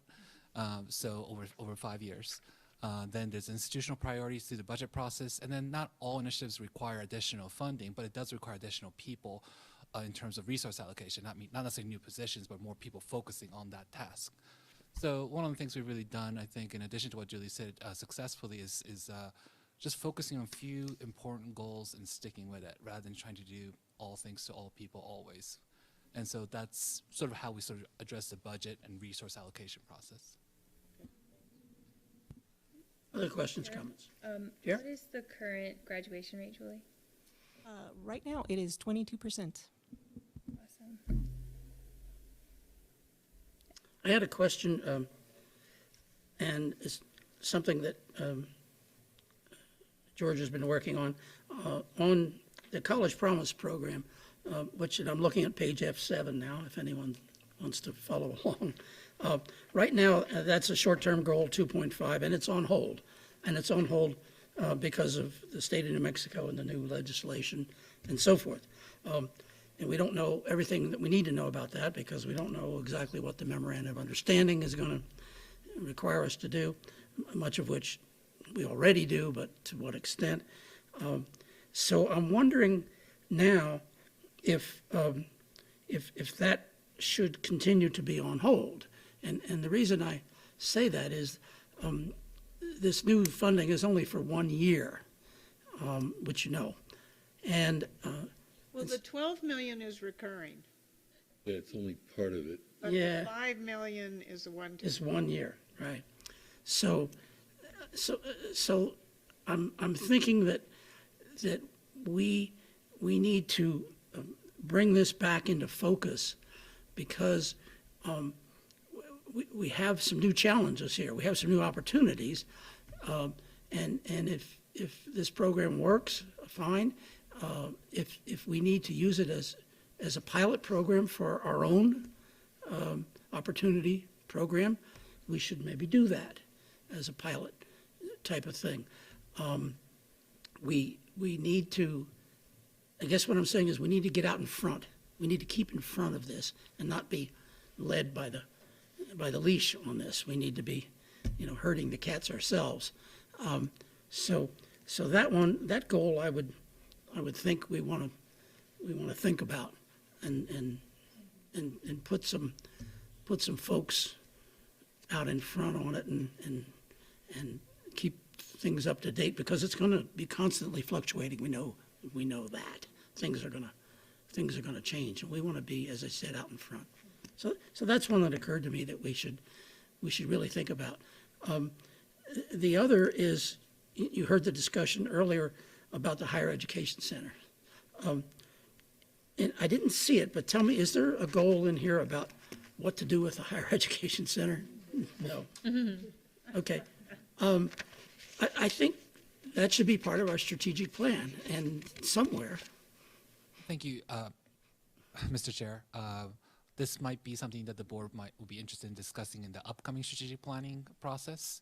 One of the things that our Dr. Winograd is going to be doing is talking to all of you. So perhaps that might be a place you could have a discussion with him about including in the upcoming 5-year strategic plan about that. What's the deadline? We're restarting the 5-year plan now, right? That's correct. Okay. We started in August. And when do we have to have it finished? In time for you to approve it so we can start implementing it in August. It has to be ready in August. Right, yes. Okay. So that means we need to get going here. Yes, and Dr. Winograd has been meeting with various stakeholders, with Dr. Rowley, with the community members, with staff, with students. Tomorrow, for example, he'll be meeting with the staff senate representative. As I understand it, next month he's hoping to meet with the faculty representatives, and community member relationship and meetings have been is planned all throughout the next couple of months. So yes, absolutely, we'll get on it. Excellent. Well, it's a good program, and I like the fact that you're focusing on doable things and not everything to everybody, and that is a much better path to success, in my opinion. Other questions or comments on the strategic plan? George? My first question was really a big question. How did you find the time to work on a strategic plan or think about strategic planning when you were consumed by all the work you were doing on guided pathways? To be honest, the implementation process has definitely become easier over time because everyone has really stepped up to their role as it just became an expected part of people's jobs, and that they would be coming in to report, that they were being held accountable. It's taken less of my time, to be honest, to stay on top of that because everybody's doing such an amazing job. Well, kudos to all of you for being able to do that. That's really major work. And I'm sure there's a lot of things, of course, so you start to look at this, there are a lot of things that are together, which is great. Yeah. Mr. Chair, may I make a comment? I think Julie is being modest because I remember when she would lead some of our groups in strategic planning, and the rapport she's able to develop with folks and kind of the trust that she builds with teams is really wonderful. And so I have to commend you for that because you're not going to give yourself that credit, but I will. So thank you. Thank you. Well said. Just one other question on KPI short-term goal, raising an additional $100,000 from the foundation. Have you talked to them about that?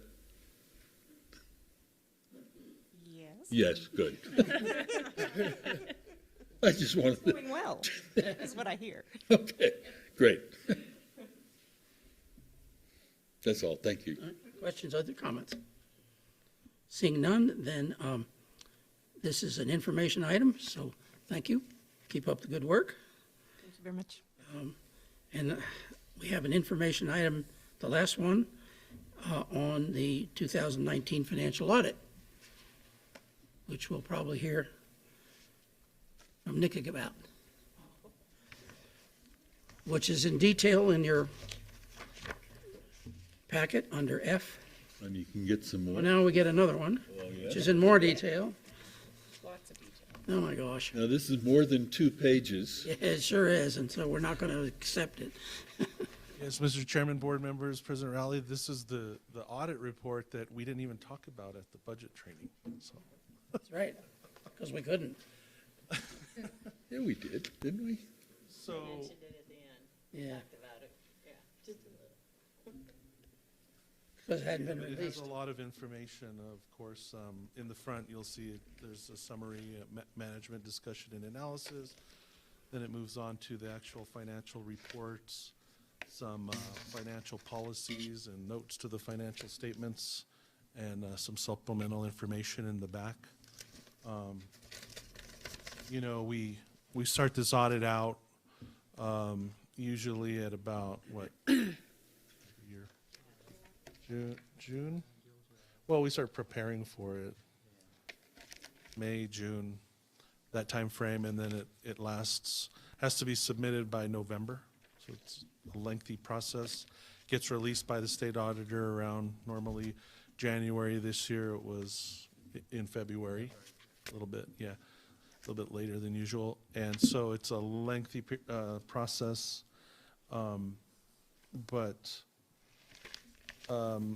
you know, having an independent audit is a requirement of the state audit rule. And higher ed institutions have to submit them by November 1 of each year. And I'll just start with the good news that there were 0 audit findings in this FY19 audit, as well as in the FY18 audit. So that's 2 years of of 0 audit findings and clean, unmodified opinion in both years, which is the highest standard opinion you can get. So with that, I'll turn it over to Jaime, who's a partner of Axiom CPAs. I also have with me Amy Pell. She's our controller here at the college. Thank you, Nick. Mr. Chair, President Rowley, member of the board, good evening. Let me start with just, again, giving background on what we did. We were here 4 weeks, 2 weeks on the interim, and we do 2 weeks final. I got 3 people, well, 4 including me, on site, and then we have another week at the office where we prepare the financials and working with finance for us finalizing the report. The main objective of our audit is to give an opinion on your financial statement. Basically, we say they are materially correct. That's the main goal.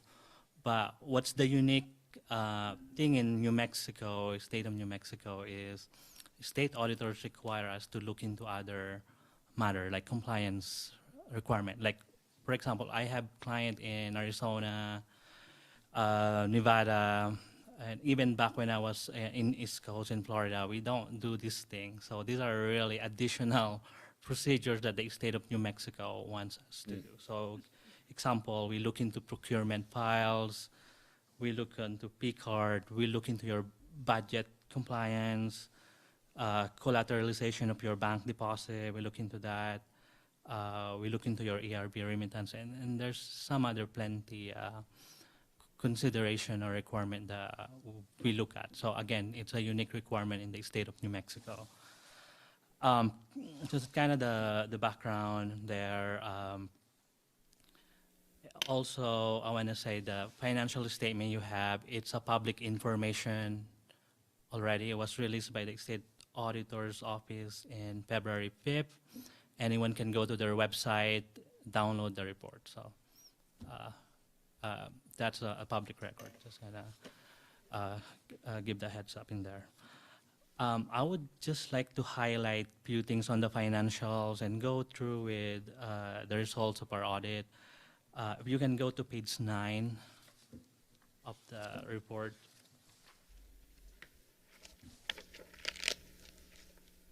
So page 9 is the statement of, we call it net position, but on a commercial like companies, we call it just, balance sheet. So that's where you can see all your asset, liabilities, and net position. Net position is pretty much kind of the same as equity or net worth, if you may. But I just want to highlight things here. As you can see, the net position right now is a deficit of $3 million in page 9. And I'm going to explain that a little bit. And most of these are because of the pension liability and the retiree healthcare liability. And we're going to show the adjustment we have in the MD&A. Same thing too on page 10. It's a little bit, really kind of unusual to show right now your change in net position in page 10. If you can see it, it's negative 7.5 million. It looks like you're overspending, right? You're spending more than what your revenue is. That's what it is, right? But that's not the case. Again, this negative amount is due to your adjustments relating to the pension liability and then the OPEB liability. So if you may go to page 5 of the report, that's kind of how Nick, Amy, and I kind of work together to kind of give you a reconciliation of what the financial situation should be, assuming those liability are not on the book. So if you go to page 5, so right now, right, so we're showing a gap. Gap is the generally accepted accounting principle, right? All this pension liability, OPEB liability, these are what we call paper liabilities, meaning you're not required to pay it tomorrow or next year, but what that means is it could be an increase in contribution or it could be a decrease in benefit. Again, I don't know what the next legislature are going to do. Are they going to try to do something again into that? I know it was on the agenda last year. Nothing happened. I don't know what's going to happen this year. So again, we're going to be waiting into that. But if you see this schedule, right, the net position though, if we back out those adjustments, your adjusted net position is actually on 2019, it's actually 98,323,371. On 2018, the same thing, it was positive 94.8 million. And in 2017, it's 88.3 million.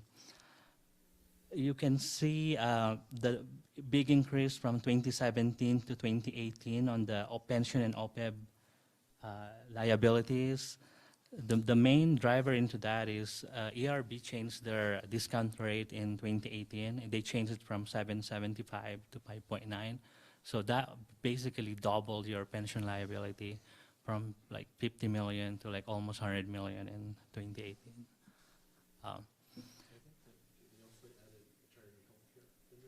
And yes, thanks, Nick. And so as Nick mentioned, in 2018, GASB, there's an implementation of new standard, which is the OPEB, the RHCA. Basically, this is the healthcare. It's the same concept as the pension liability. So basically, you're taking portion of the unfunded liability in RHCA book. In RHCA, they are 80% unfunded, so that one is really terrible, But hopefully they'll do something about that. But yeah, that liability is just gonna keep going up. Now, if you go to page 8, that just kind of show too, as I mentioned on the other page, like we call it the revenue expenses and changes in net position. On the GAAP basis, you can see if it looks in 2018 and 19, it looks like we're overspending, right? It was negative 7.5 million in 2019. But if you back out the pension and OPEB liability, it's actually a positive change or increase in net position of 3.5 million in 2019, and it's a positive 6.5 in 2018. But this, this schedule, really, I thought it was a very smart, to kind of show it, because right now, if you're just kind of looking into the GAAP financial, sometimes kind of become, meaningless. So I think this is kind of bridge that gap. And this is a good place because the MD&A, this is the area where you tell your story. Like, okay, this is what happened during the year. So I just want to cover that a little bit. Do you have anything to add? Questions on the management discussion analysis or on the audit? Will this make our bond, no, we just had a bond issue last year and it got fairly good interest rates on it. Will this business with the pension liability affect our bond rating the next time we go out? It has been affecting our recent credit ratings with Moody's. This last year when we had them review our credit rating, which is AA2, which is a really strong, and that's a very high rating. A capital A, right? Yeah, capital AA2. The highest you can have is AA1, but as I work with our bond advisors, the changes in the interest rate between an AA1 and AA2 is just, it's marginal. It's not that much. So our bond rating is really strong. But this pension liability is affecting those credit ratings by Moody's. Absolutely. It's the reason why I think they didn't revise us back up to a AA1. Other institutions in New Mexico, because of that pension liability, had their credit rating reduced to below AA2 and lower than that. So SFCC is in a strong position, but the better that our audited financials are and healthy that they are, it does affect us with our bond rating when they look at that, but more so grants that we apply for. Usually they take a look at our audited financials and number of findings and our federal, federal audit. And so they take all that into consideration, and it helps us with our legislators when they look at things. As we went to NMFA to ask for a revenue bond, and they took into great consideration our audit and how that looked. So it affects a lot of different areas. I don't know if you have anything else. Yeah, I was just going to ask the last item in this on this page about the foundation and the audit report of the foundation. You completed that as well, but that's not included here. It's included here as a component unit. If you look into page, go to page 9 and 10, we have a separate column. Oh, okay. There's two columns there. We get the page 9 and 10. That is page 9 and 10. So the first column would be the community relation, and the second column is the component unit. In accounting sense, we call it discretely presented component unit. I see. There are component unit where we call it blended. That's where it included on the release itself. Okay. They also prepare a They also prepare a financial statement just strictly for the foundation that will be, yeah, we'll be getting that to board members soon. Okay. Great, yeah. Thank you. Okay, nice job, and we will mention again, just in case anyone wonders, that we had no findings. Yes, and I just want to, again, there's one more page I want to cover quick. Okay. If you go to page 59.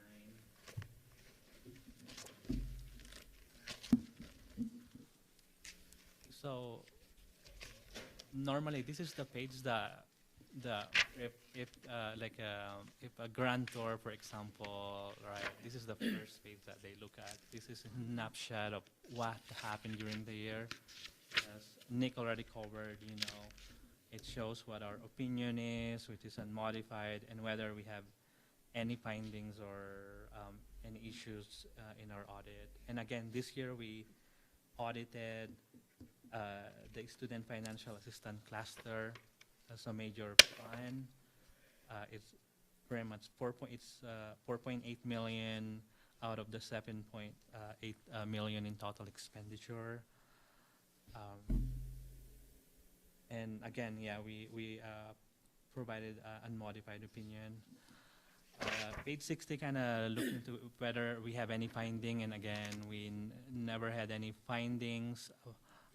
But I would like to communicate some of recommendations that we have. This is not a finding. It wasn't in our report, but we communicated it during our exit meeting. So we look into your IT general controls, and we got a few recommendations, and I'm going to go over quick, but I'm not going to spend too much time about it.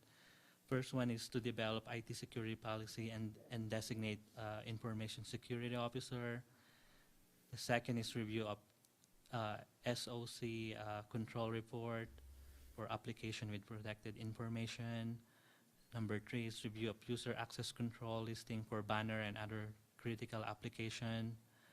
Number 4 is to develop a formal disaster recovery plan. And number 5 is the performance of a third-party network penetration test. So again, those are not finding, but those are very much kind of will strengthen your IT general controls. Aside from that, that's pretty much what I have. And what's an SOC report? So SOC report is what we call Service Organization Control Report. So what that is, if a third party is doing something for you, for example, if your email is on the cloud, right? So you don't control the whole thing, right? So there's a third party that's in charge of the security and everything, right? So the SOC is like us, it's a CPA firm that would audited their control. And you look into that, you then would identify, do they have good controls? Are they backing up? Are they, do they have a good disaster recovery? So that would give you comfort that, because you're relying on them, that they got good controls. That's what that report is. Thank you. Do we have anything up in the clouds? Yes. So there you go. Okay. That and Facebook, right? Yeah. Other questions, comments? Any other recommendations? That's all, Mr. Chair. And again, this is a very, very clean audit. So definitely kudos to Nick, Amy, and the team. They're very easy to work with, and again, very responsive. That's great. Congratulations. Well, we've offered kudos to the financial folks before, and we're not shy about doing it again, that they've turned things around in the last several years. And yeah, Emma, we tested a lot of transactions, so and we didn't see anything or news. Also, that says a lot.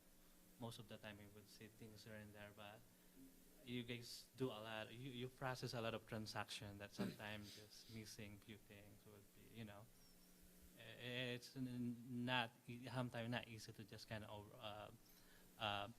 not to miss anything is what I'm saying. But with all the transaction we tested, we didn't find any issues. Sometimes we would have question, oh, this is missing, but then there's always explanation, or they can provide, additional documentation. So that's pretty good. All right.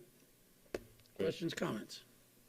Well, I suppose that, Nick, you will come back to the board if necessary to implement any of the recommendations, if there's any need for any further support from the board. Yes, thanks, Mr. Vice Chair.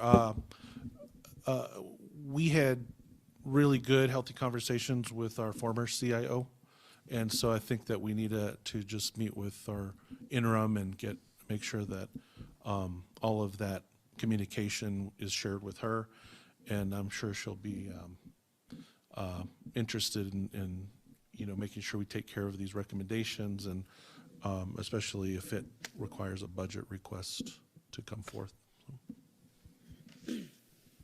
Okay, this is an information item. Seeing no other questions or comments. The last item we've already discussed, which is the Automotive Technology and Training Center. So we'll move to item 11, and there are no first readings on SFCC policies.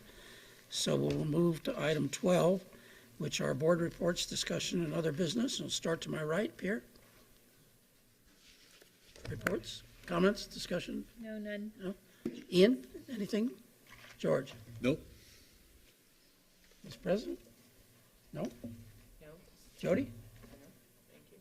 Ms. Siegel? I'm done. You're done. I did want to, one thing carried over from our work session concerns the board handbook. We've been working on a board handbook, and Laura has sent out a draft to you all of that board handbook.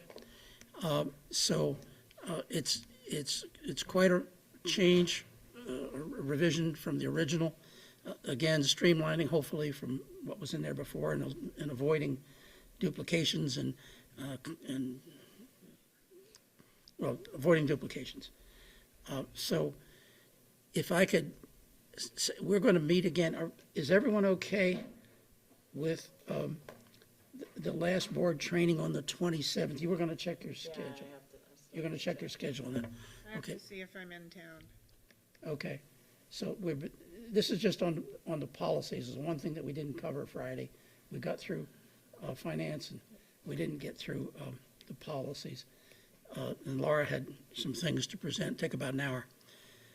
So if that's okay, if we could use that same date as perhaps a comment date on the board handbook. So if there's anything that you think, any markups or anything that you suggest on that handbook, if you could bring them in that date, and then we'll sit down again with the policy committee and with Laura, and we'll work on that and try to get that to where it's a usable document. George, I can do the 27th. You're okay on the 27th? Okay. What time will we? 3:30. 3:30 on the 27th is the last, and this is the third board training session, and I want to thank the new board members for attending, and I think it's really helped, and it's helped the old board members too, like me. Anything else under board reports? If not, the next meeting will be March 25th, 2020. Look forward to seeing you then. This meeting is adjourned. Already? So.